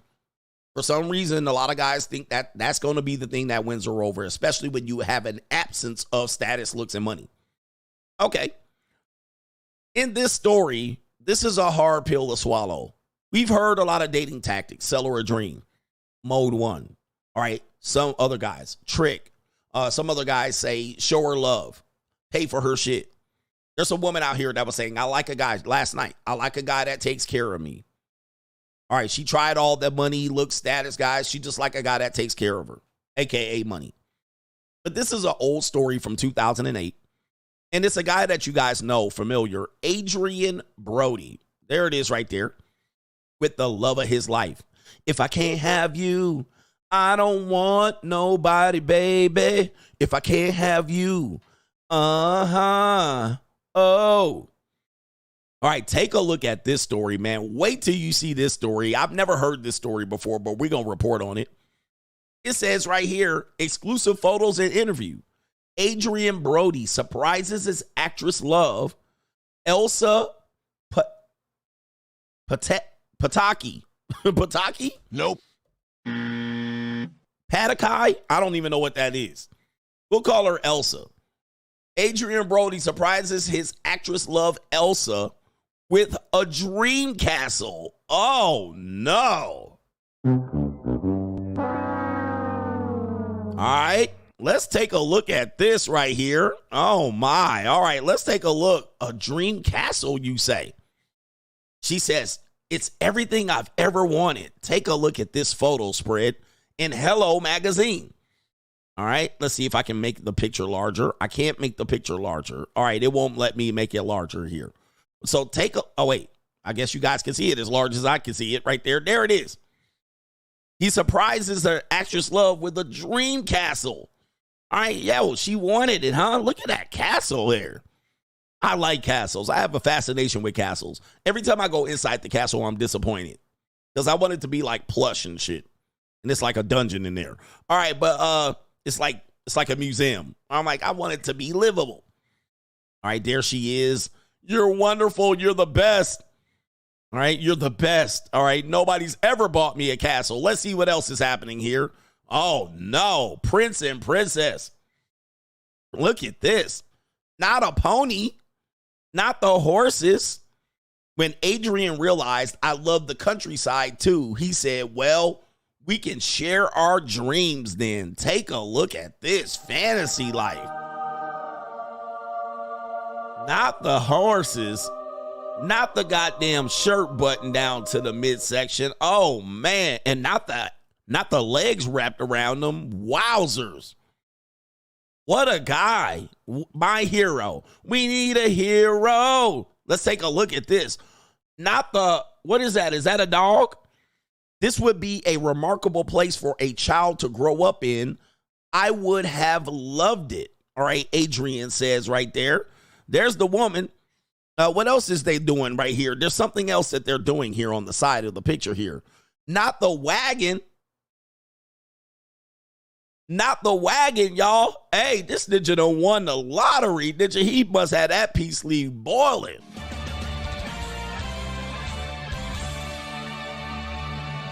All right, remember, this is 2008, y'all. All right. Oh, not the look at this. When we met, my previous relationship had just ended. Adrien was single too. It was fate. It was fate, not her ironing at the bottom there, and not them drinking wine and having cheese and bell peppers and shit. Not them all. Wow, look at him. He won. What a guy. What a man. What a man. What a man. What a mighty good man. Mighty good man. Look at this man right here. He winning. And he got a flatback Supreme too. Oh, she got her feet out. And look at that bedroom. There's a lot of love making in there. The first time I saw Elsa, I was completely spellbound, he says. Have I told her she's the love of my life? I say it every day. Wow, and you said it big time. You spent a lot of that money. Wow, a castle. Look at that. You got your Rapunzel in a castle. Look at that, brothers, man. Shit. I can't keep up with that type of money. I can't keep up with that type of status. I ain't got that much game. Oh, my goodness. Let's see if there's another photo here. Oh, it's the feet out photo. All right, still the feet out photo right there. She got her feet out. Yo. I guarantee you that peace leave boiling every night. She opened up her legs, same clam right in between her legs. He licking the same clam. All right, there it is. Same old clam for all that money. All right, so let's go ahead and pull back the pictures here so you can see it. Look, a castle. He bought her. The dream castle. Yo, that is some shit right there, bruh. But guess what? It didn't help. Unfortunately, 1 year later, that was 2008, fam. 1 year later, she dumped his ass. It didn't work. All that selling a dream and all that gift and surprise castle and love and all that stuff. He was just a rebound guy. And she said it right there. Guess who she is with now? She dumped his ass for Thor. She is now with Thor, ladies and gentlemen. She said, fuck it. I'm going for the opportunity of a lifetime. That castle shit ain't gonna work with your big nose having ass ninja. You ain't tall. You ain't got no muscles. Thank you for the castle, but ninja, Thor wants me, fam. I'm out of here, ninja. She gone, ninja. Gotcha, bitch. All for nothing. There she is. Hey, ninja, hey, if you ever felt bad about losing a girl, don't feel bad, fam. Gotcha, bitch. Ninja, everybody getting got out here, bruh. Everybody getting got. Hypergamy is real. You can give a woman everything, bruh. It don't matter. When she ready to go, she ready to go. Gotcha, bitch. And now you ain't got your goddamn queen. Rapunzel ain't in the castle no more. It's the same woman. And by the way, this couple's been together for quite a long time. Thor, Chris Hemsworth, and Elsa do have 2 children. They have 2 children together. I'm not going to show the children. I think they have 2 sons. By the way, I think this guy follows me on social media. Chris Hemsworth. One of the guys follow me. I can't remember if this the guy that's in the movie Guardian of the Galaxy or this guy. One of those guys follow me on social media, or he did at one point. All right, but yeah, I was quite surprised that one of these guys from Marvel had followed me on Instagram. He probably watching me too. Wow. Brothers, ninja, ain't no loyalty out here, ninjas. Gotcha, bitch. Ain't no loyalty out here. And you can give them the whole world, my ninja. Look, a tractor and shit, suits, top hats, dresses, gowns, castles, wines, cheese, vacations, ninja purses, beds and bathtubs. And you can get God out here like everybody else. Gotcha, bitch. Oh, it's Chris Pratt. It was Chris Pratt that follows me. Yeah, I think it's Chris Pratt. All right, he follows me on the gram, or he did at one point. All right, but he probably don't follow me no more. Do they have a daughter too? Wowzers, man. It's all bad. It's Chris Evans. Shout out. Wait, which one is it? Chris Evans, Chris Pratt? I don't even know what it is. All right, so anyway, one of them guys follow me. Brothers, it's an evil, evil ass world out here. It's an evil world we live in. This is what happens. I'm not happy. And we should have known right here, because this is the quote he should have known right here. Let me see if I can pull up the quote. He should have known that shit wasn't going to last. There it is right there. It says, let's see. Let's put this up on the screen. It says right here. Oh. Why won't it pop? Okay. Is it? Okay, there it is right there. I'm going to read it. When we met, my previous relationship had just ended. Adrien was single too. It was fate. So she was just getting out. And I'm pretty sure this woman has, she looks good right here on this picture. She hasn't been out of many relationships. I mean, this woman probably always in relationships. She's always got suitors. And she's always got guys like these guys that want to give the woman the world. Take them on trips, vacations, upgrading her, making her better, raising her sexual marketplace value, raising her profile, putting her all in front of people. All right, you going to the award show with her on her arm and she looking at Thor and shit. And you like, are you looking at Thor? Yes, I'm looking at Thor. Now, the fact is Adrien Brody is not Thor-looking guy. I mean, I'm pretty sure people might find him handsome, all right, Adrien Brody, but he ain't Thor. Thor looks like, he looks like Thor. All right, and so you out there bought that shit and she then dropped you. Now, I'm going to read an article related to this. I think a woman wrote this. It says, my hot take. This is her hot take on this article. I think it's a woman that wrote it.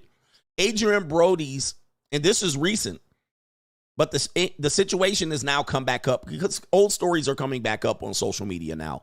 There's a new generation of people with social media. So old stories from 10 years ago are catching back on fire.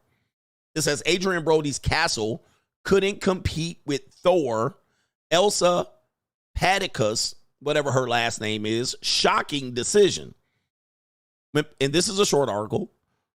What people don't seem to get is that Elsa upgraded, plain and simple. Woo, it ain't cold out here. Sure, Adrien is a great actor, but let's not kid ourselves. Chris Hemsworth is Thor, the literal god of thunder. You think Elsa's pining for the days where she can hang out in some dank castle in upstate New York? Please. Hemsworth not only brought the hammer down in the Marvel universe, but also brought stability, a loving family, and that Aussie charisma that's impossible to resist. So again, looks, money, status. Hemsworth got the status, the looks, the money, and the game. The charisma. Rizz. The charisma. And it says, here's the hot take. Elsa knew exactly what she was doing when she left Brody. The relationship with Brody might have been all castles and magazine spreads, but it wasn't built to last. It was a fling, a romanticized, Hollywood-fueled fantasy that had no place in reality. Hemsworth, on the other hand, was the smart, strategic choice. Let's not pretend ourselves. If anything, Elsa's past with Brody is proof that sometimes you got to kiss a few frogs before you find your Thor. So yeah, the fact that people are losing their minds over this revelation is ridiculous. Elsa didn't settle for less. She went for the best. Let's move on, folks. Woo-wee. It's an evil world we live in. Damn, man, that's Lord have crazy. mercy. We All must right, stay focused, brothers. We must They don't feel shit when you go out here and lose. The reality is, man, when you come out here and lose, ain't nobody gonna cry for you. Nobody gonna shed a tear, especially if the woman upgrades. She leaves you and upgrades, she ain't gonna care nothing. Now, if she leaves you and she doesn't upgrade and then she comes back, she still don't care. All right, but she said she didn't settle for less. She settled for best. And they're calling this less right here. It's a cold, and called him a frog. Called him a frog. She had to kiss a few frogs. This is a frog. Hey, man, listen, this is a reality for a lot of men. You might feel bad about your position when it comes to women. Maybe you're an incel. Maybe you're a recessed chin, neck beard. Maybe you're a lame, a loser. Maybe you're poor. Maybe you're mid. Maybe you're an educated lame. Maybe you ain't got no game. Maybe you a mouthpiece ninja. Maybe you a trick. Never feel bad out here. Because anybody can get that work. I don't care who you are. Mouthpiece ninjas, you can get that work too. Everybody out here struggling and striving against the one superpower that women have, and that is hypergamy. Now, women fight against testosterone. So what their battle every day is a man's testosterone, which typically might tell him and tell her that his sex drive is high. So his sex drive is high, so he might be looking at something else, a nice fine piece of calico. He might not want to settle down. So a woman's constantly fighting against that, which they can't do anything. They would just have to hope and pray that the guy would be loyal. But, that's even tough. That's even tough. So women are always fighting against a man's testosterone. Men, you're always fighting hypergamy. And even if a girl says, I'm yours, this Poonany is yours, I'm yours forever, I love you, always add right now at the end. Always add right now. I love you, ... right now. This peace leave is yours, ... right now. I'm not talking to no one else, ... right now. You're the man of my dreams, ... right now. All right. So never believe that tomorrow is what she says. You digging out that peace leave. And she says, this is yours. Take it right now. Tomorrow it's a new day. All right. As this story proves it, tomorrow it's a whole new day. Yes, it is. Tomorrow I got another opportunity, a bigger, better deal. And even the women saying it's a no-brainer. They don't feel bad about you, brothers. They don't feel bad about you. They don't feel bad about Adrien Brody. And by the way, Adrien Brody looks like he's doing very well. Let's go ahead and show his main squeeze right here. This is him right here. This is him as of May 7th, 2024. And that's his girl right there. So he definitely likes the flatbacks. He definitely has a type. And she's looking a little sloppy yogurt. You know what it is. But let me read this. The woman that he with, it says Adrien Brody and Georgina Chapman's relationship timeline. Who's Georgina Chapman? Georgina Chapman found love with Adrien Brody after splitting from Harvey Weinstein in 2017. Oh, no. Oh, the humanity. Ninja, ring the goddamn bell. Wow. Oh, no. My Lord. Oh, the humanity. Y'all ninjas, holy mackerel. Oh, my Lord. Oh, the humanity. Y'all ninjas ain't no fresh Poonany out here, man. Ain't no fresh Poonany out here. Martin, man, what you doing? Ninja, she was what? Oh, my goodness. Wait till I read this shit. Oh, my. All right. Hey, at least he found him one. Oh, leftovers. Okay, hold up for a second. It says, after 10 years of marriage, Chapman filed for divorce from Weinstein in October 2017 after he was accused of sexual assault by hundreds of women. Chapman and Weinstein share daughter India. Well, I'm not going to name the children. It says they have 2 kids. Chapman and Weinstein have 2 children together. All right, 2 children. 2 years later, Chapman was spotted with Brody and they were seen getting cozy while having a candlelit dinner with friends in Puerto Rico, where they both attended for the launch of a model. Who cares about all that? It says they were exclusive here in December of 2023. So, wowzers. Adrien is the most supportive partner to Georgina. He's never judged her for past relationships and is always empathetic and caring. He's such a positive light. Wow. My God. Ninja, you think you have it bad out here? Oh, my. It is shitty out here, bruh. Goodness. Let me pull up these 2 people together.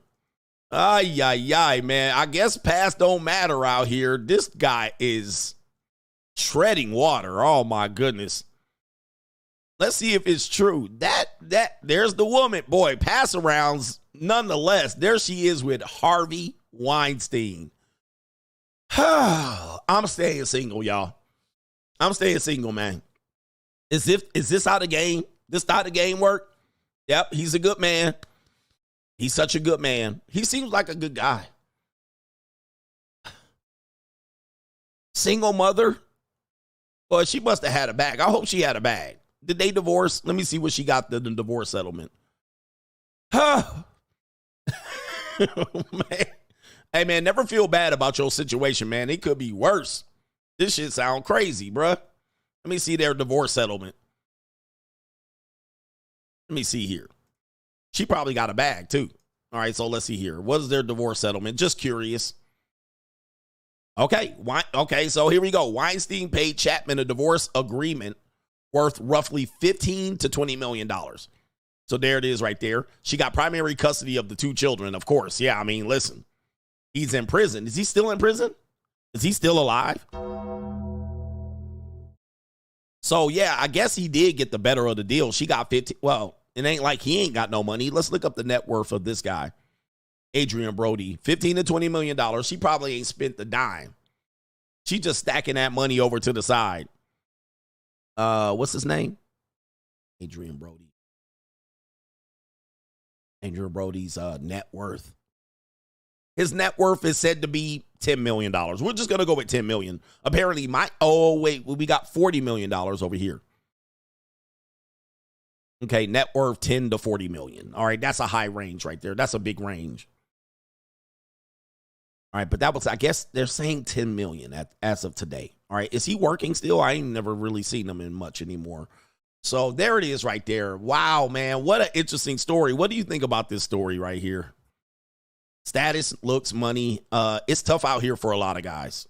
It's tough out here for a lot of guys. It's a small, small world out here, brothers. It's an evil world we live in. He said CGA net worth is 14 million. Yeah, my net worth is 14 million. All right, on the internet. I think I know how they got that number. All right, that's crazy. All right, I was like, what the hell? Had me in family court trying to figure out why I wasn't worth 14 million. All right, they was like, you worth 14 million. What? All right, no, I'm not. I'm not worth $14 million. All right, so it is what it is. All right, I don't know who said that. All right, lots of people making videos on me. Yes. Shout out to the people trying to make a little rent based on CGA. I'm glad I can't find it. All right, but it said I was worth $14 million. I had to get that scrubbed off the internet. I was like, yo, this shit is not good. All right, pull that shit down. All right, good. I'm glad they pulled it down. I can't find it. All right, anyway, let's get to the super chats, and I got a little bit more show for you left. I hope you guys like it. I'm going to give you this rumor. We were going to do a show on this rumor here, and but, you know, it's a rumor as far as I know, so we'll read it, and then we'll go ahead and talk about what it means, why it's hard out here for ex-wives. Okay. Okay, did I get KT the King? KT the King, did you have something to say? Maybe I already got you. Pause. KT the King says, after last Thursday evening stream and today's second round of Snow Bunny Heaven, CGA, I have now decided to get my passport and take my talents to Germany. So yes, I'm starving. Yeah, that brother's starving. And I know what you like. KT King like muscle-bound women. KT King got a weakness for muscle-bound white women. All right, he can't love it. Let's go ahead and show you KT King's ideal girl. And we ain't mad at you, KT. This ain't bad. But he loves some snow bunnies and some muscular women. Yeah, there they go right there. Like this is, oh yeah, KT King going to Germany right now. He booking a flight. He getting his passport. He going over there to get some Elgas. This is what he like. He like to get beat up. All right, is that what you like? You like to get dominated. KT King loves it. He was always trying to get me to look up some female bodybuilders and wrestlers and shot that. He loves some big old strong brutish women. I ain't mad at you either. Look at these girls. Oh my. All right, boy, that's Germany right there. Listen.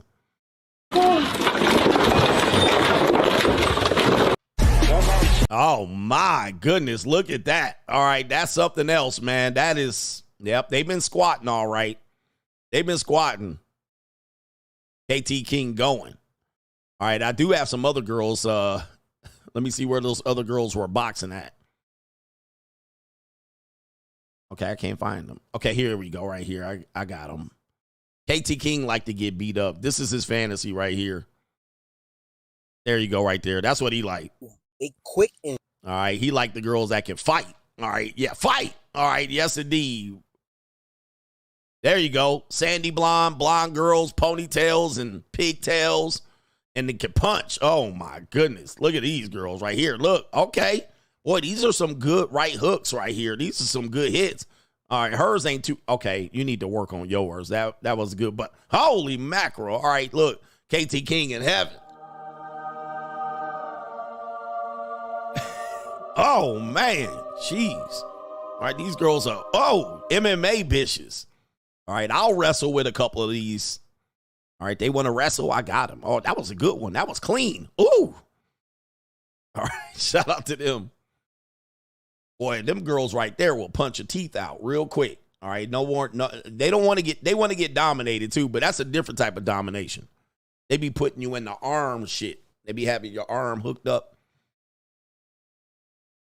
All right, shout out to our brother Kaylin Ferguson says, Chris Hemsworth could have done better than his wife. She's older than him. And he could have younger and hotter baddies. He's Thor for crying out loud. Okay, so she's older than him? All right, let me see that. I didn't realize that. But maybe, I think I remember talking about that. That I was surprised. He is 40. She's 48. Okay, she's my age, and he's 40. So they've been together for a while, and they have a 7-year age gap. Yeah, they've been together for a while then. So I am older than her by about 7 months. So when they got together, she was way older. So she probably was like 40 and he was 32 or 33. Interesting. All right. Yes, older. Wow. All right. Shout out to Chris. Hey, she must have laid it down. She must have dropped that neck out there. It's barbecue in there. She must have really dropped that neck. So maybe we know something. Maybe she knows how to do something right there. All right. He likes older women. You know what I mean? She's stable. But she had two. No, did she have kids? I don't think she had kids. Shout out to our brother here, the Dark Side Foundation. He says, having a wife is like having an at-will job and having to pay severance and unemployment if you get fired. Meanwhile, contractors or free agents have autonomy, multiple clients, and can write off business expenses.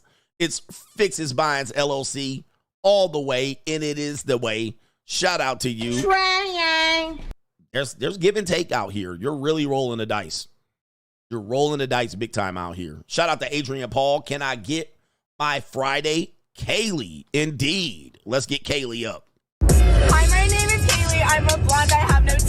I make boys fall in love with me. They always throwing fits. I like being single. No, I've never been cuffed. These boys want a relationship. relationship, but I'm just trying to fuck. All right, shout out to Kaylee right there. Somebody said they've been married 14 years. So she was 34 and he was 27. That's interesting. That's almost metaphile age right there. Okay. I mean, she was 34 and he was 27, 26 around the time they got together, right? So interesting. Shout out to Adrien Paul. Macaroni Tony. I think Brody might be in the running for Gump Chimpanzee of the year. My man, he Heartbreak City. Heartbreak City. I mean, that is, oof. That's a resume I wouldn't want to have, but maybe, you know, as long as he liked it. Let me see here. They do have some other women that he's dated other than the Georgiana woman, the Harvey Weinstein woman here. They do have some other women that he's dated. Is that Georgiana again? Look at that neck. Look at that. Yeah, she's like a Eastern European model. Harvey Weinstein liked it. I guess that's them. Oh, they've been together. Okay. Oh man. Yeah, he don't look like his game look weak. He leaning in, she modeling and posing. Look at that neck. That's two-hander. That's a two-hander. All right, I can get two hands around that neck. I want to get it too. If she can come over here. Married to Harvey Weinstein. What happened to the castle? Does he still own the castle? I don't know if Georgiana's living in it. And the one woman's called it a dank castle. Oh my God. She said, who wants to live in a dank castle? Jesus. Like, Ninja, you bought her a castle and they just shitting on it. Like, they can buy one. They're like, oh, I can buy a goofy-ass castle in upstate New York. That shit is whack. Woo-wee. Oh, man, y'all got it hard out here, brothers. I got it so hard. Okay, we got, let's see. Scrolling down. Okay, we got our brother here, Michael No Excuse. Hey, coach, I am a gym owner, and watching your channel makes me push even harder to be a successful black man. To all the young men listening to this man, as a 39-year-old married man, he hasn't lied not one time. Coach, stay ruthless. Listen to these guys right here. I haven't lied. I haven't told y'all a lot. These might be hard pills to swallow, but I'm here telling you the truth. I'm not telling you any of these lies. Like, it is 100% out here. Shout out to you and congrats. Get your gym ownership on and keep pushing. Keep pushing out here. Shout out to you. H every day, yo, coach, got a girl to send me some naked pics. And he says, so why does society say women are smarter than men when clearly they do stupid-ish like this? And this girl is a whole RN, but she really wants to be a 304. Well, she's an RN. I mean, women are nasty, bruh. Women do some nasty-ish out here. All right, don't ever think. Don't think. Women be doing the nasty shit out here, bruh. So they will send you some, I mean, the videos and pictures I've had women send me, I'll be like, what? I never have to pay for an OnlyFans, all right? These women have sent me some crazy pictures and videos. It's what they like. They freaks. Hey, man, women are freaks. They freaks. They sexual freaks. Don't ever forget it. They like the freak. Now, they're not freaks for everybody, but they be out here. They are freaking till the day until the dawn. Who was that lady? Women are freaks, man. 100%. They be getting it on like Donkey Kong. Shout out to H every day. The Matrix is real, and the doctor chick is feeling it now. He says, yo, all girls cheat. Don't be shocked when you go through her phone. He says, keep it layer. And to the separate room wife, dude, you must violate her sexually and keep her wanting. She's going to leave you, dude. Yep. It's already happening. All right. As soon as he asks for some more pussy, she out the door. Adina Howard. Shout out to you. Shout out to the freaky women out here. They all freaks, man. They all have the capacity to be a sexual deviant. Now, some of them are already sexual deviants, but you might meet them and she has no interest in being a deviant to you. But if you unlock that door, she will be a pure demon to whoever unlocks that door. A demon. And if she's not a demon with you, well, woo. Somebody said they seeing peace league pics. Oh my goodness. I'm not a type of guy to do any type of putting women's videos out there, but I've got some videos and pics of some women that you would think like, what the? Oh man, they demons. They demons. And listen, everybody knows, I always tell you, go to the bedroom, go to that drawer, go to that nightstand. Go to that bedroom, go to that nightstand, second drawer. And there's some stuff down there, bruh. The first drawer got the diary and some candles and some shit like that. You know, coasters. That's what the first drawer has. Go to the second drawer. Maybe the drawer down at the bottom, the third drawer, if it's a bigger drawer. They got some equipment in there. They got some equipment. They got some rabbits. They got some bullets. Like not gun bullets, magic bullets. They got creams and KY jellies, and they got all kind of strap-ons and handcuffs and things that they put into themselves that you won't even match up with. You don't even match up with the thing that they got in a drawer that they pleasure themselves to. And you think you doing the whole Shannon Sharp. You think you doing something. You like, I'm hitting it. I'm smashing it. Yep, they got roses. They got roses. All of that. USB plug-in, battery operated shit that twirl like this. All right, soon as you turn it on, that shit be twirling like, what? And you getting up on top of her, you crawl up on top of her. Ooh, ooh, ooh. You ain't doing nothing. You ain't doing nothing compared to what she can get done to herself. She can knock herself out and go right to sleep. Right? She can knock herself out, bruh. You don't never knock her out. Soon as you finish up, she up, walking around, looking. You want to watch a movie? She making microwave popcorn. She sitting up there cross-legged Indian style. She like, what? You didn't knock it out. You didn't knock it out. She can knock her ass out. She could just send her ass right to sleep afterwards. She just dropped the bullet on the side like out like a light. Yeah, fake torsos. They got dolls and what they got everything that they shame you for having.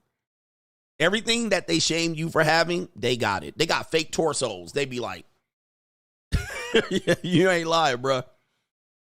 They on demon time. I've seen the most innocent women have a weaponry drawer full of shit. Like, innocent. And when you get married, they're going to have those. So just know, when you get married, this is what they're going to do. I'm giving y'all game now. You're going to get married. And your wife, even if, let's say you didn't know this side of your wife, you're going to get married. All the wives are going to get together and they're going to have a sex toy party right in your living room. They're going to dress up. They're going to have wine and have a potluck. And they're going to have one girl. These are going to be all hens. All women shaped like blocks and refrigerators and shit. Soggy women. And they going to be up in there cackling and laughing and sniggling. We're going to have a party. I hope you guys do something. Have a boys' day off. Go golfing or go whatever. And all these wives, 35, 40 plus, going to be in there cackling and giggling, sniggling. And they going to be passing out toys and hats that got salamis on the top of it like this, like they in Vegas. And they going to be having a whole ordering shit up. And your wife going to be like, yep, I'll take that. She going to order all that shit up. Passion parties. Passion parties. Yep. You're going to get married and she's going to have a passion party. She was like, yeah, you can leave with the boys. Why don't you go with the boys? Don't be here with the girls. And they're going to be up in there talking about how you do this and how you do that and do this and put this in you and do all that. You going to walk in, huh? And your wife going to have a whole drawer full of toys. Hey, can you put that on me?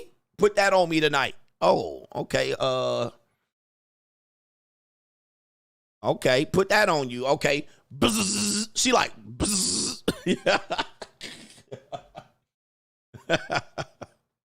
Yep, 50 Shades of Grey party. 50 Shades of Grey. They going to be up in there sniggling, talking shit about, yep, tie me up, gag me, choke me, spank me, whip me. Shit, you like, wait a minute, what?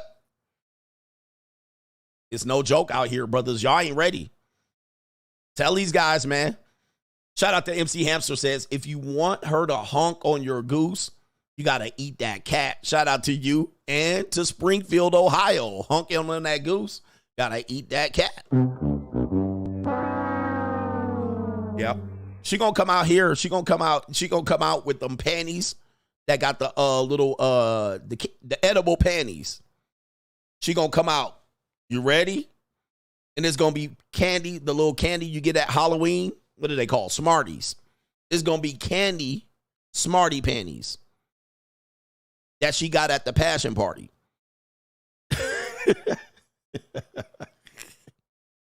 And then you're gonna be like, she gonna be like, all right, eat these. And you're like, I ain't about to eat a whole bunch of Smarties to take your panties off. Take them damn things off. Oh man, it's crazy. H every day, yo, quick question. How did Bruce Jenner get his wealth? If he was a triathlete in the 70s, and today's Olympic athletes are complaining about low pay endorsements. Yeah, I believe he did a lot of endorsements. Probably some investments. I don't know honestly how he got that wealthy. He wasn't. I think he might have went through some financial issues, maybe. I don't know. And he says, yeah, she ran to Thor, but watch when she bumps into the Mandingo Warrior, and he gives her $80 at the funeral. Shout out to you. He says, in Thor, the movie sucked. Wolverine is better. MC Hamster, the sun can only be appreciated by its absence. He says, the longer the days of rain, the more the sun is craved. Too many hot days and the sun overwhelms. That's in the 48 Laws of Power. Really what he's saying is, if you're giving too much, all right, at some particular point, it's not enough. It's just going to be like, okay, it's something else. That's something else. But if you just give a little here and disappear, it's going to be something else. Shout out to H every day. Says, I finally looked up what a neck beard is, and I'm laughing, coach. You on point. Shout out to you. And two more. Reginald Flair, I think money and resources is the most important for women, but when they're dealing with men at a similar financial level, other factors like status and charisma will trump it. This is true. So, I mean, if she's dealing with those two guys, she almost can't lose. She's like, I mean, then I got to go for the guy with the better looks and genetics. All right, so yeah, man. The point of it is, guys, there's not really, I mean, you can't control it out here. Hypergamy is a superpower. Maverick John, is that what it says? So many parallels between us. Only difference is I got no kids and I'm 35. He says, my 40s are going to be wild. Been solo for 2 years after a 5-year marriage. And he says, never again. Free agent lifestyle for life. Starting over, 5-year marriage, 2 years out, solo, no mas. No mas. It's a bad deal, man. Men try to out here sell y'all to get in these marriages. And really what I'm upset at is what I'm going to talk about next. Is why no one tries to change the marital laws. JJ Material says, are you still having a Christmas simp show? Of course. We'll do the 12 Simps of Cheesemas. And of course, it's going to be a good show. Going to be a good show. But really what we're looking at is people are still shaming men and they're not dealing with the reality. What's the reality? The reality is the marital laws haven't changed, gentlemen. The marital laws haven't changed. Okay? So let me tell you this story and I'll get to the last super chats. Then we'll let you go early. Listen to this last story. And this is apparently not a true story. So I was going to talk about it. But this appeared in the Express Tribune. This is an e-newspaper. But this newspaper, I think, is not in America. I'm not sure. But they're reporting it. And it says XQC's ex-girlfriend, Adept, reportedly files for bankruptcy following costly legal battle. And yeah, man, I don't know if this is true. Henry Resilient said it's not true. But it says Adept is the ex-girlfriend of streamer XQC who reportedly filed BK after losing multiple legal battles. If you don't know this story, let me give you the update on the story, and then we'll talk about what the possibilities are of this. And this is why we have to really solve the relationship issues, specifically from the man. It says Adept, the ex-girlfriend of the renowned streamer XQC, may have some financial difficulties on their horizon due to significant financial burdens incurring in a series of legal battles against him. The couple, who began dating in early 2021, separated in August 2022 and briefly reconciled before their final split in September of that same year. The legal dispute began shortly after and continued until December 2023. Now, by March 2024, as you can see, it's been a prolonged battle. Very few that we covered this battle, but Henry Resilient covered it lots more than us with details and documents and all of that. And he finally said it's over. However, there is an appeal, and I believe Adept is appealing the decision, so the battle is not over. And I don't know why you would appeal it, but apparently they have not come to a final agreement. But the prolonged legal battle involved issues such as the sale of XQC's luxury cars, and it left Adept financial difficulty, eventually leading to her filing that they're saying. So this is alleged. Everything that I say is alleged. Here's the problem with it. They were never married. I hear music in my background. Something's got music going right now. I knew I heard something. Who's got music going? All right, I'm like, do I hear something in the background here? Hold up for a second. I got to pause the damn music. Let's see if I can. All right, can you hear me still? All right, so here we go right here. All right, what tends to happen is in this situation, they weren't married, but she was challenging the breakup. She was challenging the breakup, suggesting that they were in a common law marriage.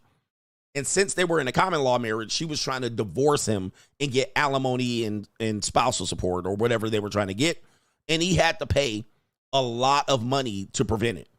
All right. And so he paid a lot of money in legal bills.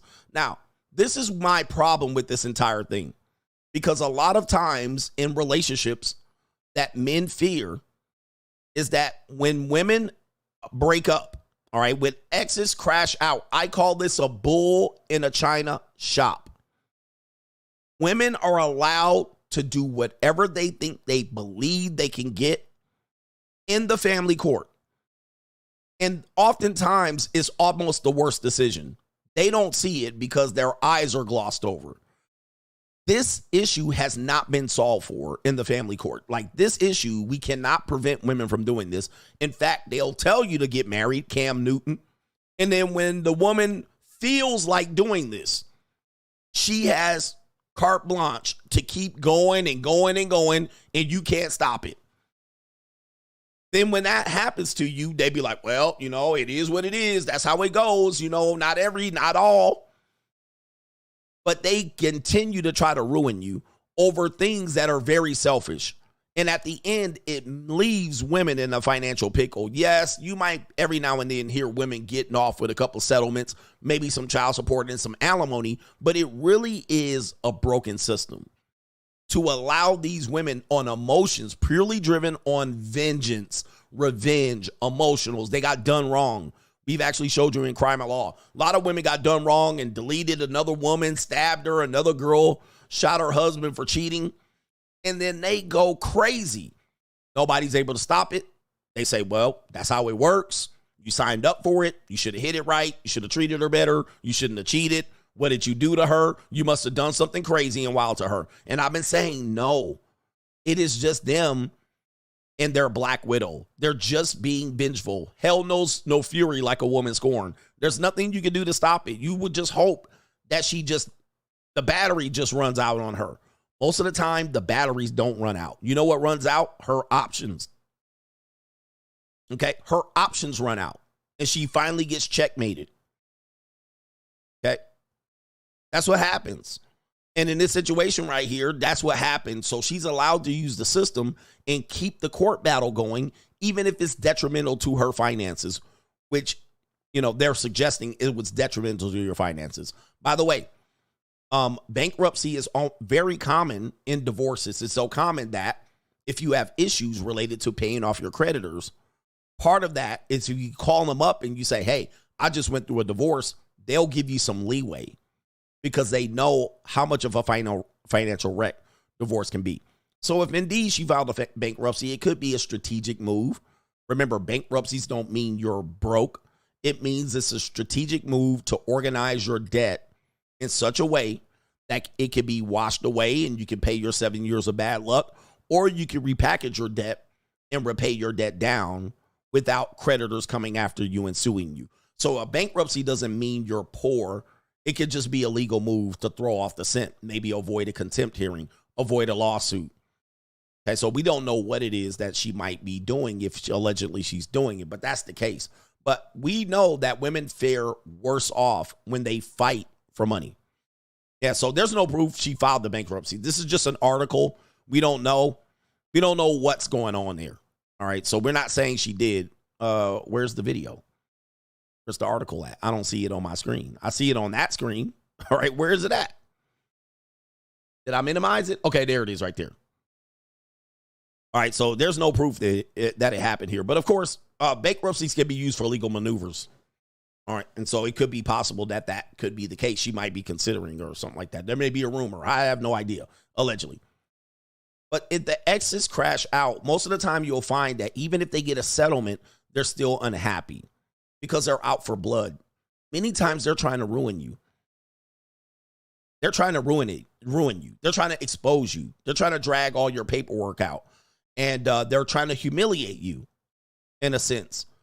If we could find a way, which I believe these frivolous lawsuits in the corrupt family court should be abolished so men can possibly think of what it could be like to be in a marriage. Like, maybe I do want to have a marriage, but wow. Oh, don't believe all that. You just bitter and hurt. Don't believe CGA. He lying. Are you willing to bet? Because you're going to bet. You're going to bet a fucking castle. You're going to bet your kids. You're going to bet cars. You're going to bet all this stuff. And when she's sitting in that courtroom, you're going to sit there and you're going to wonder why she's doing this. You're like, what are you doing?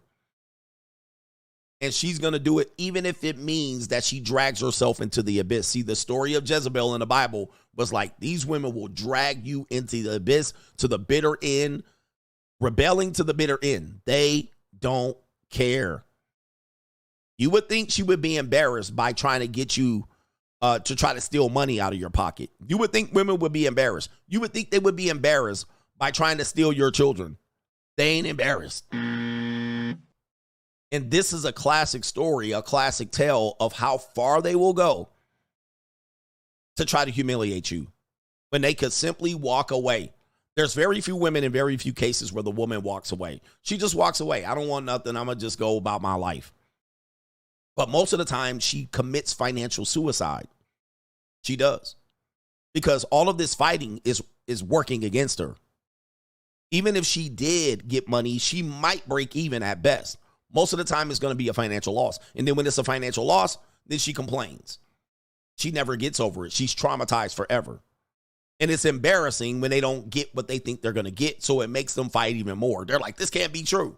All right, I should be entitled to this. As a matter of fact, there was a video I was going to play of a woman saying the same thing. A woman said, hey, just because you had kids with a man doesn't mean you're entitled. And another woman in a stitch comes on and said, this wedding ring makes me entitled to do whatever I want to him if I divorce him. I wish I didn't lose the video. And this is what happens. The ex crashes out. Every now and then you might hear a man doing this particular type of thing to a woman in the courts. But no, most of the time, these are the women, and it's kept silent. I talk about it, and I'm a villain. This needs to be solved for before any more pressure on men exists with this pressure to get married. When women avoid this conversation, well, I'll never do it, and not all women do it, This should be a red flag to avoid marriage. They got to solve for this. And nobody's willing to solve for it. They're just saying, well, we'll cross that bridge when we get to it. And guess what? When you get to it and that bridge is get ready to cross, you up Schitt's Creek. You up Schitt's Creek. You floating under that bridge. And there ain't nothing you can do about it. And she going to sit over there looking at you like it is what it is. When Cam Newton said, I'm not putting $75 million on the line for a woman that puts booty cream on my salami, I'm not doing it. And everybody's like, shame on you. You're ruining the community. $75 million against a woman that has been passed around the industry or ran through? You want me to put $75 million? Oh, don't worry about all that. It's just money. You just selfish. All right. Like, guys, this is where it needs to solve for. I don't care if y'all fall in love head over heels and y'all stay together for 50 years. I don't care. That doesn't bother me. Good relationships and marriages that love each other, that don't bother me. You think that bothers me? It doesn't. What bothers me is nobody is, and men, you guys are fucking weak when it comes to this conversation. You ain't calling it out. You're not making them say change the marital laws. Because when you do say change the marital laws, here they come, tap dancing and shuffling. Well, you just, and it ain't like, and I don't need your money. And just because you got money don't mean I'm going to take it. You planning for the divorce. But it is the laws that get you going. What is that guy's name? Amon Shumpert. Married Tioma Taylor, whatever her name is. They both supposed to have money. But of course, when the divorce came, she started dragging that ninja over the coal. He had to pay her a lump sum. She hired private investigator, forensic accountants. He said, I don't have that much money. They went back to his last NBA contract. They made him split up his houses and cars. And guess what?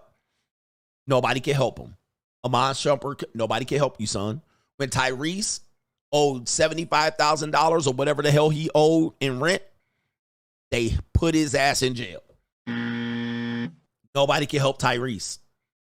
Oh, well, he should have picked better. My point is, exes, especially women, are allowed to crash out and use the laws against you. And then you can do nothing about it. But they want you to just roll the dice. They want to shame you into it. But then when you get into it, you can't get out. It's blood in, blood out. It's blood in, blood out. Well, at least you got kids out of it. And they sent financial assassins to you. In fact, let me just say this.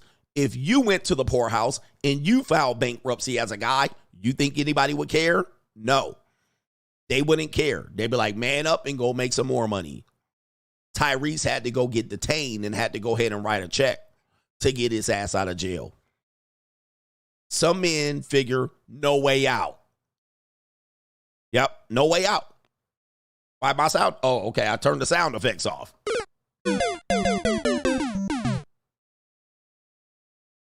So this is crazy, man. This is the thing. Yep, you end up homeless. They don't give a fuck. She ends up homeless. Everybody crying, shedding tears. She on the internet. She on Al Gore's internet crying. This is the serious game that we're playing. And I want you guys to take it seriously. Do not back down if you have any discomfort or any confusion about what's going on. And you don't know the laws. You don't know the laws. It is your duty to know the laws that you're up against. You live in California, lifetime alimony. After 10 years. You live in California, lifetime alimony after 10 years. You think they don't know it? Do you think women don't know it? Let me ask you. You think wives don't know this at year 4, at year 2? She knows how long she got to make it. She get to year 10, it's automatic lifetime alimony if she divorces you. They know the game, but they're telling you don't worry about it. Oh, she's not going to change. Yes, she is. She's going to change. All women change. All of them. Now, some change and it doesn't affect you. Some change and it drastically affects you. Now you're getting lifetime alimony. Let me tell you a story. because I got a little time. I got to get out of here in about, I still got time. Let me tell you a story. I was talking to a couple. I was doing a real estate issue. I had a real estate thing that I was doing. A woman talked to me and she says, hey, you do real estate? I said, yes. And I knew the woman because our kids played on the same little league baseball team. All right. And so she was like talking to me about real estate. And she was like, look, I want to buy some property like way out in the desert, Palm Springs. And I was like, okay. And this is an older white woman. I would say she was the grandmother of the kid. So I take that back. It wasn't her kid. She was the grandmother of a kid. And so she was like, yeah, I'm looking to buy some property in the desert. I was like, okay. And she's talking to me about it. And I had seen these people for weeks. I thought they were a couple. They weren't a couple. And I said, yeah, and your husband. And so she looked over. She's like, oh, that's not my husband. And I was like, oh, okay. And this is in the suburbs, this Newport Beach, right? And so I thought, these people have been together for 45 years. Oh, she was like, oh, that's not my husband. And she was like, not technically. And I was like, oh. She was like, yeah, I was married before for 25 years. But we're together, but we're not married. Now, I'm trying to get questions. I was like, okay. But she says, the reason why we're not married is because I'm getting alimony from my first husband. So the second guy, they're together. They cohabitate. They function as a couple in public. You would think they married. They look like motherfucking the skipper, Lovey, and whoever the guy. But she's like, the reason why we're not married is because I'm getting alimony from my first husband in its lifetime. So I'm not ever getting married again. So I'm like, now she said it with a little wink and a smile, like, So she getting a check for the rest of her life. And the guy, who I thought he must have had money. I don't know. Maybe he living off of her. But I'm sitting up here like, God damn. Just like that. He said they changed that law. They did not change that law. This is California. They changed it in Florida. See, you guys got to keep up. Got to keep up. They did not change that law. Now, what they will try to do is try to step her down in income over time. Okay. Over time. But that's not immediate. It's not like 5 years. It's like over 40 years. They'll try to step her down. All right. And they might look at it maybe 10, 15, 20 years into it. That law exists. Florida, they changed it. California, it still exists. It still exists in California. All right. So do not let these people tell you shit that they don't know. That law has not changed in California. Okay. That is absolutely the law still to this day. And by the way, I've been in courtrooms where a guy was in Storytime again. Storytime again. Okay. Storytime again. I was in a court, right? I've been in a court more times than lawyers have. I was in a court and a guy took his ex-wife to court on this issue. She was on lifetime alimony. And he came in there, represented himself, pro se, dressed well. He spoke well. And it looks like they might have been divorced like 10 years ago, maybe or more. But she was on lifetime alimony. And one thing they'll tell you about alimony is that's harder to modify. Child support's easy to modify. It's easier to modify than alimony because they don't want to modify the alimony. So alimony is hard to get modified. So whatever they set it at, fight it. If they set it at $1,000 and you can't afford it, do not let them set alimony at $1,000 because it's never going to change. All right. It's never going to change. It ain't going to change for the next 15 years. So I'm sitting in there and he's like, listen, it's been 10 years. She should have been able to find a job. And he presented a great case. He was very respectful to the judge. And the judge looked over at the woman. Hey, it's been a couple of years. We might look to try to step this down over time. And she was like, but I don't have a job. I had a resume gap. I had a gap in my resume. I raised kids. She was in there crying, looking all fragile and frail. She was like, but I'm just a little old woman. I'm 98 pounds. She went in there sobbing. Talking about, I just need the money and I haven't been able to find a job. I raised the kids. I had a gap in my resume. Guess what happened? She said, the judge said, denied. They denied it. But the judge was nice. She said, hey, you presented a great case. Thanks for being respectful. But nope. No. Maybe we'll look at it in 5 years. Said no. All right. So all of this feminism, I'm powerful, I'm strong, we can do it. As soon as you get in the court, it's a whole different subject. I've seen many a women. Storytime, another court case.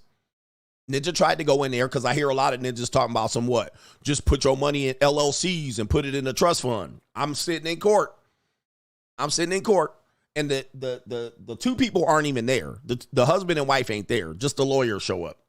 And they're in front of the judge. They're all female attorneys. And the judge is a female. Right? So it's just like shit show. There's like 3 attorneys on one side, 1 attorney on the other side, and the female judge. Everybody's female. So the guy apparently, the wife knew he had all of these businesses and all of these LLCs. And he was trying to move LLCs across the state and open up new bank accounts and putting money in trust and putting his brother in charge of the business and all that shit, right? So I'm watching it, and all of you ninjas, just put your money in the irrevocable trust, and I'm sitting in there, and I'm like, I've been in court where the judge said, fuck that irrevocable trust. So I'm sitting in there, and the wife's attorneys, he got this, he got that, he got 50 LLCs, he got an irrevocable trust, and the judge was like, get all of that info. Subpoena everything. I was like, shit. Ninja, I was like, yo. Subpoena everything. She said, I want everything. And he need to produce everything. So I'm sitting in there like, damn, all them ninjas sitting up there. You just put your money in an irrevocable trust. You pay yourself out of LLC, and there's nothing they can do. I've sat in the courtrooms, and the judge took a piss on all that. Right? The judge took a piss on all of that, said, yeah, that's nice, but yeah, we want all of that. Get the trust account, get the family trust, get the irrevocable trust, get the LLCs, get all that shit. I was like, damn, ninja. All right. Yo, so at the end of the day, I've seen women come after guys. Women that you slept next to, vulnerable, on your back. You slept to her with your back. She could have stabbed you right there. She didn't. You laid in between her legs. You skied it on her belly. Right? All of that. You skied it inside her vagina. And this woman at your neck. See, these crash outs, nobody can do anything about, because really the laws favor them to be able to do these things. You're going to be less petty. You as guys, when you go to court, you're less petty. You're not as petty as them just doing all this shit. They're super duper petty. And the only thing that stops them is no more moves. They don't just stop. Let's get this XQC shit up here. They don't stop. They just run out of moves. And even then, they'll find a way to get your ass outside. They'll get your kids and alienate them and all kind of stuff. Where are the people defending this? They just basically say, well, not all women are going to do that. Okay, ladies, are all men going to murder you? Are all men going to sexually assault you? Are all men going to grape you? The answer is no. It is less likely to happen. However, we got to hear about that shit every day. We got to hear about that shit as the reason why you want to terminate your pregnancy, for the 0.001% chance you have somebody grape you, impregnate you. At the same time, like the least possible opportunity for that to happen. Very likely, unlikely to happen. But we running a whole election on the fact that a man might grape a woman and impregnate her. So we need to have the whole laws available for the 91% of women that want to kill their kid just because they can't afford it. All right, you see what I mean? We take the worst case scenario for women, and they just basically say, well, not all women. We take the worst case scenario for men, and all of us got to pay the bill. We all got to be charged with it. We all liable to do it.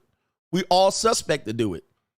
And there's nothing we can say, well, not all men are going to do that. They ain't hearing that shit. Right? Women don't take that game. Women don't play that, not all men. All right, but when it come to women, no, well, not all women. See, yeah, that bullshit. It's that bullshit when Exes crash out. Let me get to these super chats.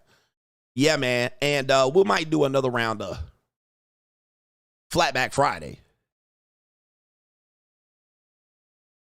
That's the reality of it. Yeah, that's the reality of it. All right, here we go right here. He said, get a business lawyer. Man, business lawyer don't mean nothing, man. I mean, have you been to family court? Business lawyer don't mean nothing. Guys, the family court is a kangaroo court. They have their own rules. Your business lawyer will walk in that courtroom and it don't mean shit. It don't mean nothing. So you might want to get a business lawyer before you get married. But look, we're trying to tell you guys. I've been in many courtrooms. I've been in front of many judges. I've been in court at least 100 times. I've been in that court building 100 times. All this stuff that y'all say do, I've seen judges kick that shit right out the room. You don't know, man. They don't give a business lawyer. Hey, lawyers will know one thing.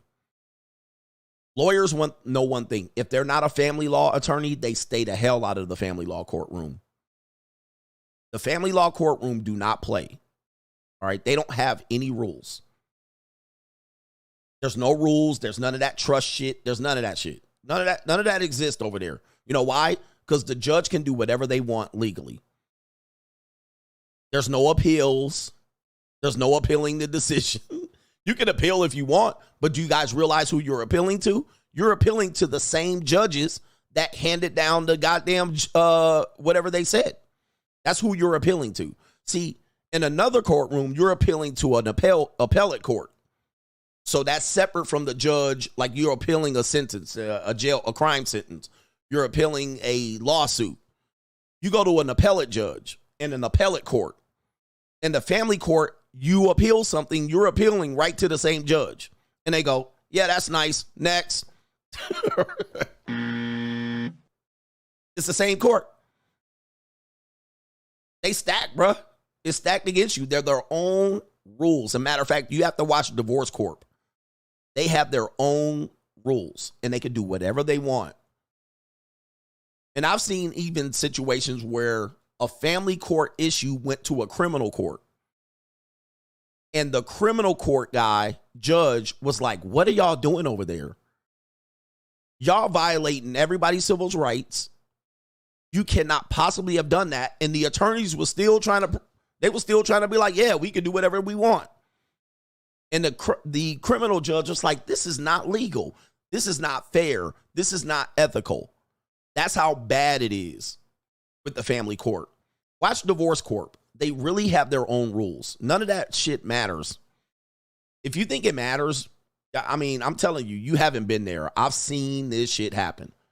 And no lawyer that is not a family law court attorney will step in the family law courtroom. They're not going to step in there. Yep. And they don't follow constitutional law. Like the Constitution don't exist in family court. They could just say, man, fuck your rights. Right? Why? Because you signed it away. They do not play. So don't think you can out-strategize the family court. And by the way, the reason why you can't is because they've seen it all. Everything you say on the internet, they see it all. They see all of that shit. They seen all of these little tricks that you're going to do. They seen all these little tricks and all these little things y'all see on the internet. So why would our government... All right. They know all these little goofy tricks you're going to do with businesses and LLCs and you get paid. Now, child support is a little bit different. All right. Here it is right here, just so you can see. And this is why I need to educate you guys, because these people aren't educating you on this. And an attorney if you can't afford one. All kinds of constitute approval of a family to file for divorce. They didn't make it easier to complete a divorce. Even if your spouse is in total agreement and wants to end things on a happy note, you need the approval of a family court presided over by a family court judge. But family courts can be like the Wild West because certain rights provided by the U.S. Constitution do not apply in family court. All right, you hear this? You hear this? Oh. Well, in the criminal court, in the civil court, you got rights. In the family court, there's no constitution. There's no rights. You don't have constitutional right. They're an administrative court. They're going to explain it right here. The Constitution states that you're entitled to a trial by jury and an attorney if you can't afford one. All kinds of basic mechanisms that exist in the criminal and civil courts in this country don't exist in the family courts. The family courts call themselves courts of equity, not courts of law. Although it's not written anywhere in our federal or state constitutions, family courts have given themselves a pass on juries. Juries keep you honest because they're 12 people who are going to make a decision based on how they look at things. The judge is a jury of one. In a family courtroom, the judge dominates the proceeding. In my world where there's no jury, you are the decision maker. I'm more comfortable with that. In family court, you don't have the right to an attorney if you can't afford one. Litigants have no right to counsel. The right to an attorney did not apply, and the Constitution of the United States did not apply. One would think in a court where there is no jury and where you are not given the right to an attorney, our government would simplify the rules and make it easy to represent yourself. At a moment's notice, the judge will recite a civil code or procedure code or a family local rule code or whatever. You'll ask for a clarification and the judge won't give you the clarification. It always comes back as, well, you should know. We use terms like order to show cause, notice of motion. They're not really user-friendly except for attorneys who are familiar with them. The court is not a friendly environment. Nope. People are there without an attorney. For a judge, they're an irritant. Man, if you go in there without an attorney, sometimes you go get your clock cleaned, but, you know, depends on how you can stand up for yourself. Because they don't know the system. They don't know the procedure. They don't know how to do this. They don't know how to do that. If you are a litigant who is acting as his or her own attorney in a family court, you can often turn the judge against you just by means of the way you behave, your lack of familiarity with etiquette of the courtroom, speaking out of turn. They don't know what's going on, and there's nobody there to guide them. When you ask for help within the courthouse, well, I'm sorry, you have to go see the court facilitator over there, take a number, and if your number doesn't come up in 8 hours, well, come back again and try over again. So I called around in law library and Let me play this clip right here, and then I'll do the super chats. Listen to this. This movie y'all should be watching as men. This is called Divorce Corp. It's free on YouTube. This is your homework for the weekend. Listen to this. Inventory. People get married, they get divorced.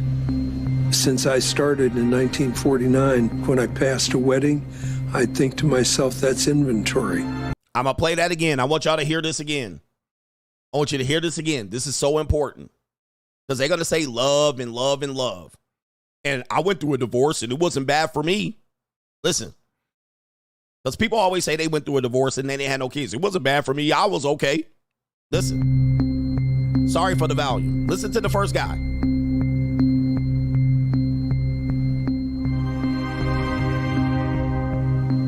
People get married, they get divorced. Since I started in 1949, when I passed a wedding, I think to myself, that's inventory. You hear that? Guys, he said people get married, people get divorced. It ain't all that love shit. Oh, what about love and love? And when you go to court, nobody asks you about love. You know who also they don't ask you about? God. Nobody asks you. Nobody asks you, were you in love? Why y'all fell out of love? Nobody asks about sex. Nobody asks about nothing. No God. Where did you get married? Did you get married in the church? Nobody asked about nothing. He said, people get married, people get divorced. And I'm in the business of divorcing these motherfuckers. And I make lots of money. When I see a wedding, that's inventory. That's another one. Odds are ain't gonna work. I can divorce that. It's like an ambulance chasing attorney when they see a car crash. Somebody gonna get a car crash. And I can be right there with my business card, right at the ambulance. That's inventory. Listen again. This is a must-watch movie. People get married, they get divorced. Since I started in 1949, when I passed a wedding, I think to myself, that's inventory. It's an evil world. The statistics are that more money passes through family law court than all the other courts combined. Woo!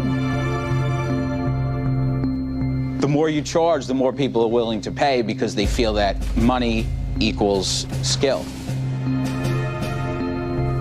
You know, we aren't much different from any other segment of society in terms of money calling the shots. I've had cases where they've spent $20 million in fees.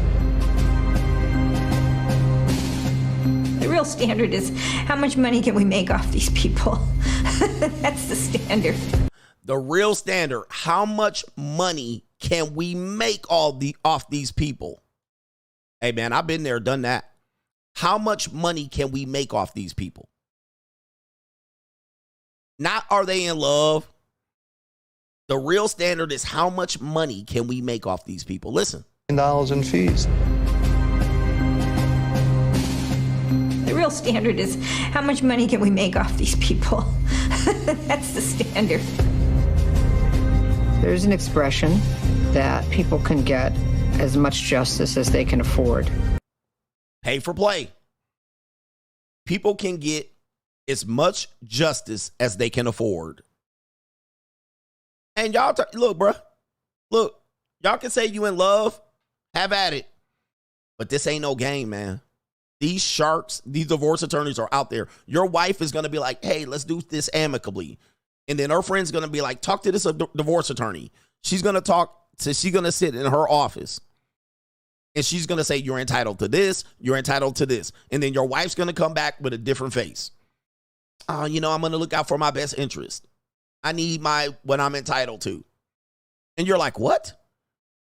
Then all of a sudden, she restricting custody. Right, guys, that's what you're betting against. You're not betting against the woman. You're betting against these people. Okay? You're betting against them. You're not betting against your wife or your girl, the woman you love. You're betting against these people right here. And she's going to be like, well, I'm entitled to this? Okay, yep. And then 20 months later, you still fighting. And that most people cannot afford any justice. Most people can't afford any justice. Woo-wee. Justice at all. You know, what's wrong with that? It's a business. Whoop. This is a business. This is not social services. Ooh. You know who that was? That's a private investigator. He's like, what's wrong with that? This is a business. Remember, men are in love. Women are in business. You also have these people in business. Private investigator, court clerk, judges, attorneys. All right. Social workers.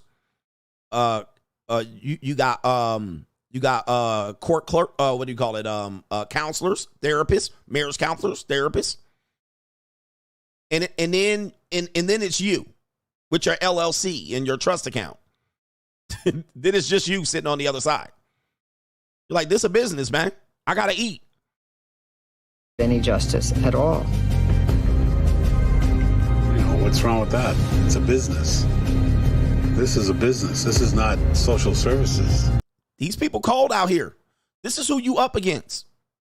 This is who you up against. You're not up against your ex-wife. You're up against these people that want to eat. You talking about love. Okay, you need to watch that. You need to watch that documentary, which reminds me, I owe somebody some money. All right. I owe somebody some money. It just popped up. They probably looking for me too. All right. Shout out to Rockma says, I'm suffering, but I'm sticking it out for the kid. Lady is actually good to me, but I know I'm just the that's you guy now, and it kills me. Damn. And that's you. It's cold. Greg the Terrible. What Black Pillars point out is that Jeremy Meeks is a prime example of how the world values looks more than money and status. That's true. I mean, I don't think we can get around that. All right, shout out to, Greg the Terrible says, yes, Money Cope got, let me see here. Oh, I see you got several ones. So I'm trying to figure out which ones I need to say first. Let me go down here. I see what I need to do. Reginald Flair. He says, I think money and resources is the most important for women, but when dealing with men at a similar financial level, other factors like status and charisma will trump it. And then, did I get Maverick? I did get him. Okay, now this is Greg. Longtime fan. He says, longtime fan. He says, so I'm not a bad looking guy, but I'm not a Chad. I don't have height. But as a black pillar, I was talking to other black pillar. One guy brought up Leo and Jeff Bezos' girlfriend situation at the gala and how she threw himself or herself at Leo. And he said, yep, money cope. And you got destroyed then. He says another one is when Mike Tyson walked in on Robin Givens and was getting clapped with Brad Pitt. He says, once again, reinforcing looks above everything else. Then again, looks are subjective.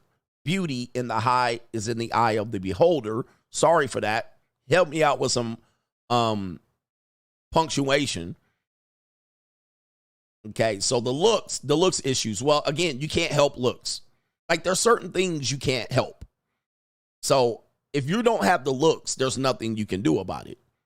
You don't have the height, nothing you can do about it. So I say you got to overcome it.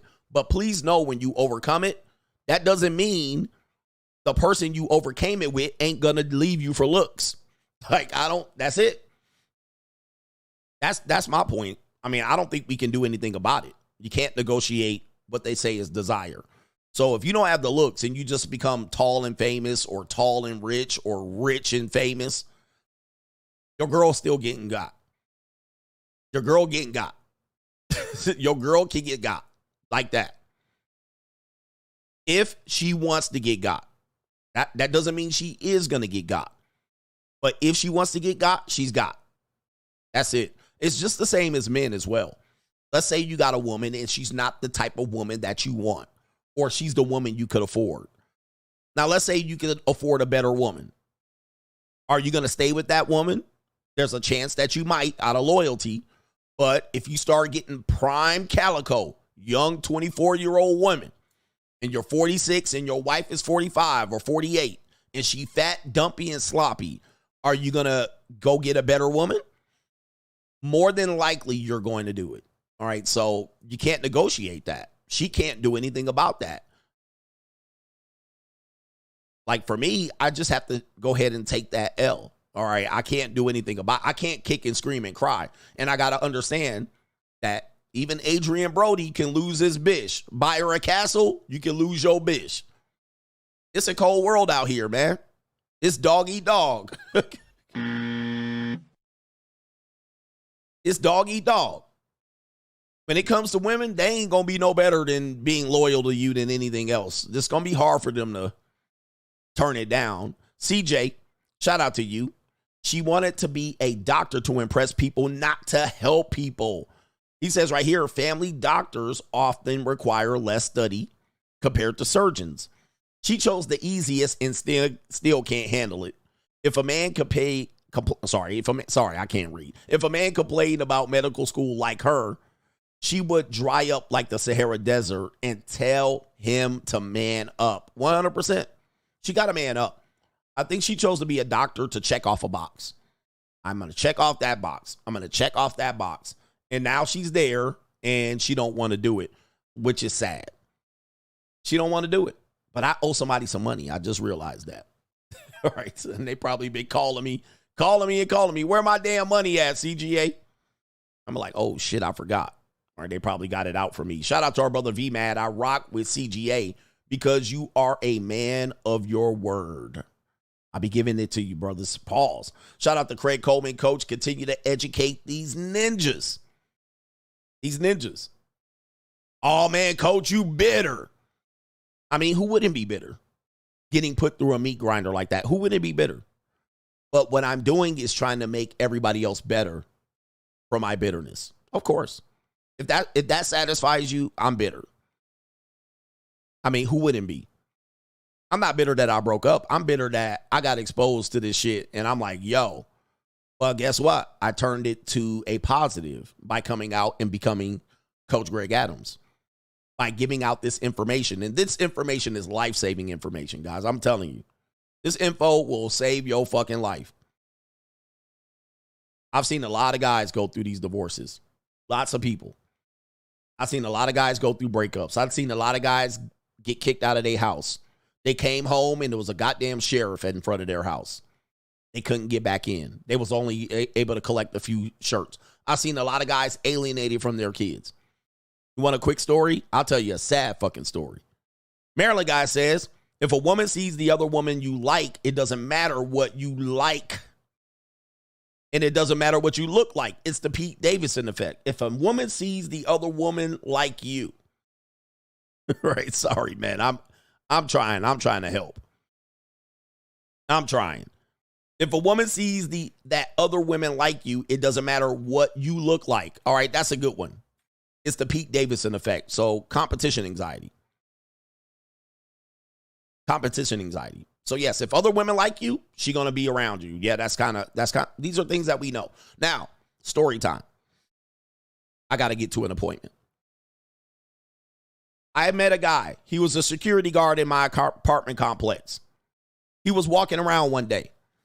And I saw him. It was a black guy. He was in his probably late 40s, early 50s. At that time, I was in my mid 30s going through a divorce. And I told him, man, I'm going through a tough time. I'm going through divorce. My ex-wife tripping. Never think you have a worse story. Because this man said, oh, you want to hear a story? I got married and I got divorced. And I got put on $2,100 of child support. Soon as they put the child support order on me, the woman left and took the son. He went back to court to try to get the woman to get the son back. Nothing happened. The court couldn't help him. So he says he got praying mantis too. He got married and the kid came 2 years later. They was broken up, married, divorced. She took the kid. $2,100 of child support. Then he said, this is my second job. I do this job to pay the child support. He says, I got a full-time job already. This is my second job, because I thought he was just a security guard. He was like, oh, no, I do this job on my off days. This is my second job. And it's in the middle of the night. He walking around the complex all night long. And he says, I do this job just so I don't go hurt somebody. He says, I had to turn my life over to God just so I don't kill somebody. The rage that he felt, the bitterness, the anguish, the anger, the lack of help, the hopelessness. And when he told me all that, I said, shit, my situation looked good then. My situation ain't that bad. I was like, shit, I guess I don't know what I'm complaining about. Because there's always somebody that got it worse than you. And every time I saw that guy, he was smiling. He was jovial. He wasn't angry. He always be like, hey. He would see me with my kids and he would be like, hey. He never stopped me. He never pulled me over. He never said a thing. Until I brought up my situation. And he was like, shit, I got a story for you. So this ninja got to work 24/7, walking around in a security guard on his off days, doing a apartment complex duty, and he got a whole full-time job. I was like, shit. And he said $2,100 a month. Soon as the order was taken, she took off with the kid, and he ain't seen the kid since. I was like, damn, son. And he said, he says, I do this job so I don't go hurt somebody. I turn my life over to Christ so I don't kill somebody. That's what he told me. I was like,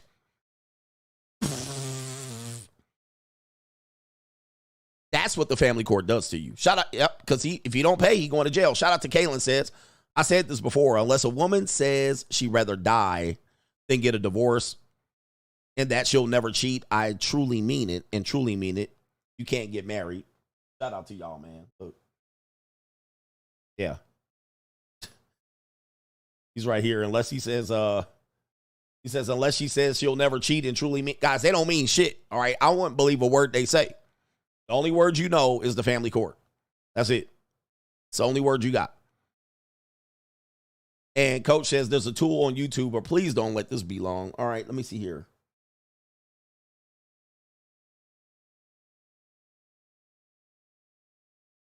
Yeah, I know that. But yeah, you're telling me something that I talk about that I know that. All right, but I took a risk because, well, I can't tell you what I was doing. That's behind business. That's private business. That's private business, but thank you, sir. But I'm aware of that, but there was something else I was doing related to that. And I could tell you that behind the scenes. All right, but I appreciate that. Let's see what we got here. Yep. Coming up. And I think we got a couple more, and then I got to go get dressed. Shout out to our brother OTOBO says, Coach, do you still keep in touch with that man? I think you should invite him to the show. No, that guy's long gone. I haven't seen him since 2012. All right, it's been like 12 years since I've seen that guy. All right. I don't even know where he is. Shout out to our brother Dennis S. says, I was able to take my baby mama to court over visitation a few times. The judge always sided with me, but when my baby mama's family got her a lawyer, it was different. I got my ass handed to me. Facts. Guys, if you have a lawyer, you're probably going to win. All right? So that's how the courts work. Like, if you have a lawyer and she doesn't, you'll probably get favor. If she has a lawyer and you don't, it's going to be an uphill battle. All right. If you both don't have lawyers, good luck. All right. You're going to have to be that much better than her and be able to call out her bullshit and no procedure. Cody Draper, CGA, why people, especially women, thinks somebody's men mostly owe them something or anything. Do you think men owe women anything in a divorce tough conversation? That's what it says. All right. But most women believe that, guys, you got to vet this out of them early. All women think they're entitled to something after their divorce. So she might say no now, but when it happens, they are entitled to things typically. All right. They are entitled to things typically. So then if she starts asking for it, now you got to fight against it. For instance, if she takes the kid from you and you break up and she says, well, I'm taking the kids and leaving. That's the starting point. So now you have to fight against that, even though, like you said, why do they think they deserve something on the way out? Why do you think they believe they can take the kids? Because you can't do it. She'll call the police. But when they do it, you guys be like, oh, well. And then guess what? She keeps the kids for months like that. She gets them set up to live like that. Then you go to court. And this bitch had the kids 3 months, 6 months, 9 months, 2 years, 3 years. She had the kids like that. Now that's your starting point. So you ask, why do women think they're entitled to get something after the divorce? Why do you think they're entitled to take the kids from you? But most of them think they are. So that's the point. Most of them think they can just take the kids. Well, I don't like it no more. I'm leaving with the kids. That is showing you the entitlement that they have. That's a crime. That should be a crime. But unfortunately, you don't go right to the courthouse and do nothing. And then you wait. And then by that time, the kids get used to living there. And it's a whole bullshit messed up. Now she done brainwashed the kids. And now you paying child support. And now she's like, well, the kids have adjusted. We signed them up at a new school. They got a new doctor and a dentist. Now you fucked up. Okay? Now you fucked. So that's the entitlement we're talking about. They all think they could just take the kids. This is equality now. All right? They're not supposed to take the kids from you. They're not supposed to take the kids and not communicate with you anymore. They're not supposed to take the kids and sign them up at a new school and give them a new doctor. They're not supposed to take the kids out of the state and the county. They're not supposed to not give you Christmas school pictures and not tell you where the Little League game is. They're not supposed to do any of these things. But we're seeing that overwhelmingly majority of women think they can do this. And then you got to pay $5, $10, $15, $20, $40,000 to fight this. See, this is where we're standing. You guys don't know what you're getting into. She will tell you she will never do that to you and then proceed to do exactly that. Now you're fucked. All right. Now you in the family court. It's that easy. She could do one thing. She could stop giving you the school pictures for the kids. She could take the kids and sign them up in a new school. They're not going to reprimand her. They're not going to send her to jail. They're not going to change the custody. They're not going to restrict custody from her. They're not going to make her pay child support. They're not going to do it. So now you're fucked. Now where's all these people told you to get married at? It's the fact. Right? So they think they can do it. And they think they can get child support and social services on top of it. I can't help you with this. I'm just telling you what most people are dealing with. And the minute you talk about it, everybody hates you. Anyway, I got to get out of here. Let's get the weekend started. Get your bail money ready. Also, pull out, wear your condoms, get your fitness on, save a couple of bucks this weekend. Do not drink, no disorderly disorderly conduct. All right, no fights this weekend. No one needs to fade. Do some push-ups, get some squats in and some burpees, do some jump rope. All right, butter someone's tonsils, pay a girl's biology books, and take care of yourself at all times. Watch my replays, hit the like button. We out of here, brothers. Peace.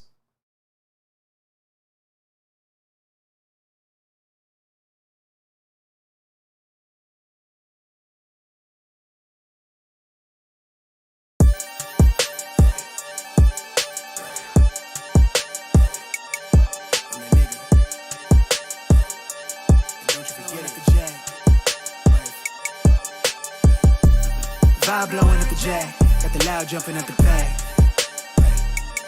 Everything I'm on slack. Everything I do is got the bands jumping at the bag. Vibe blowing at my jack, got the loud jumping at the bag. Everything I'm on slack.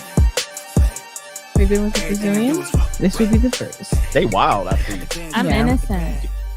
Bro, you hear that guy?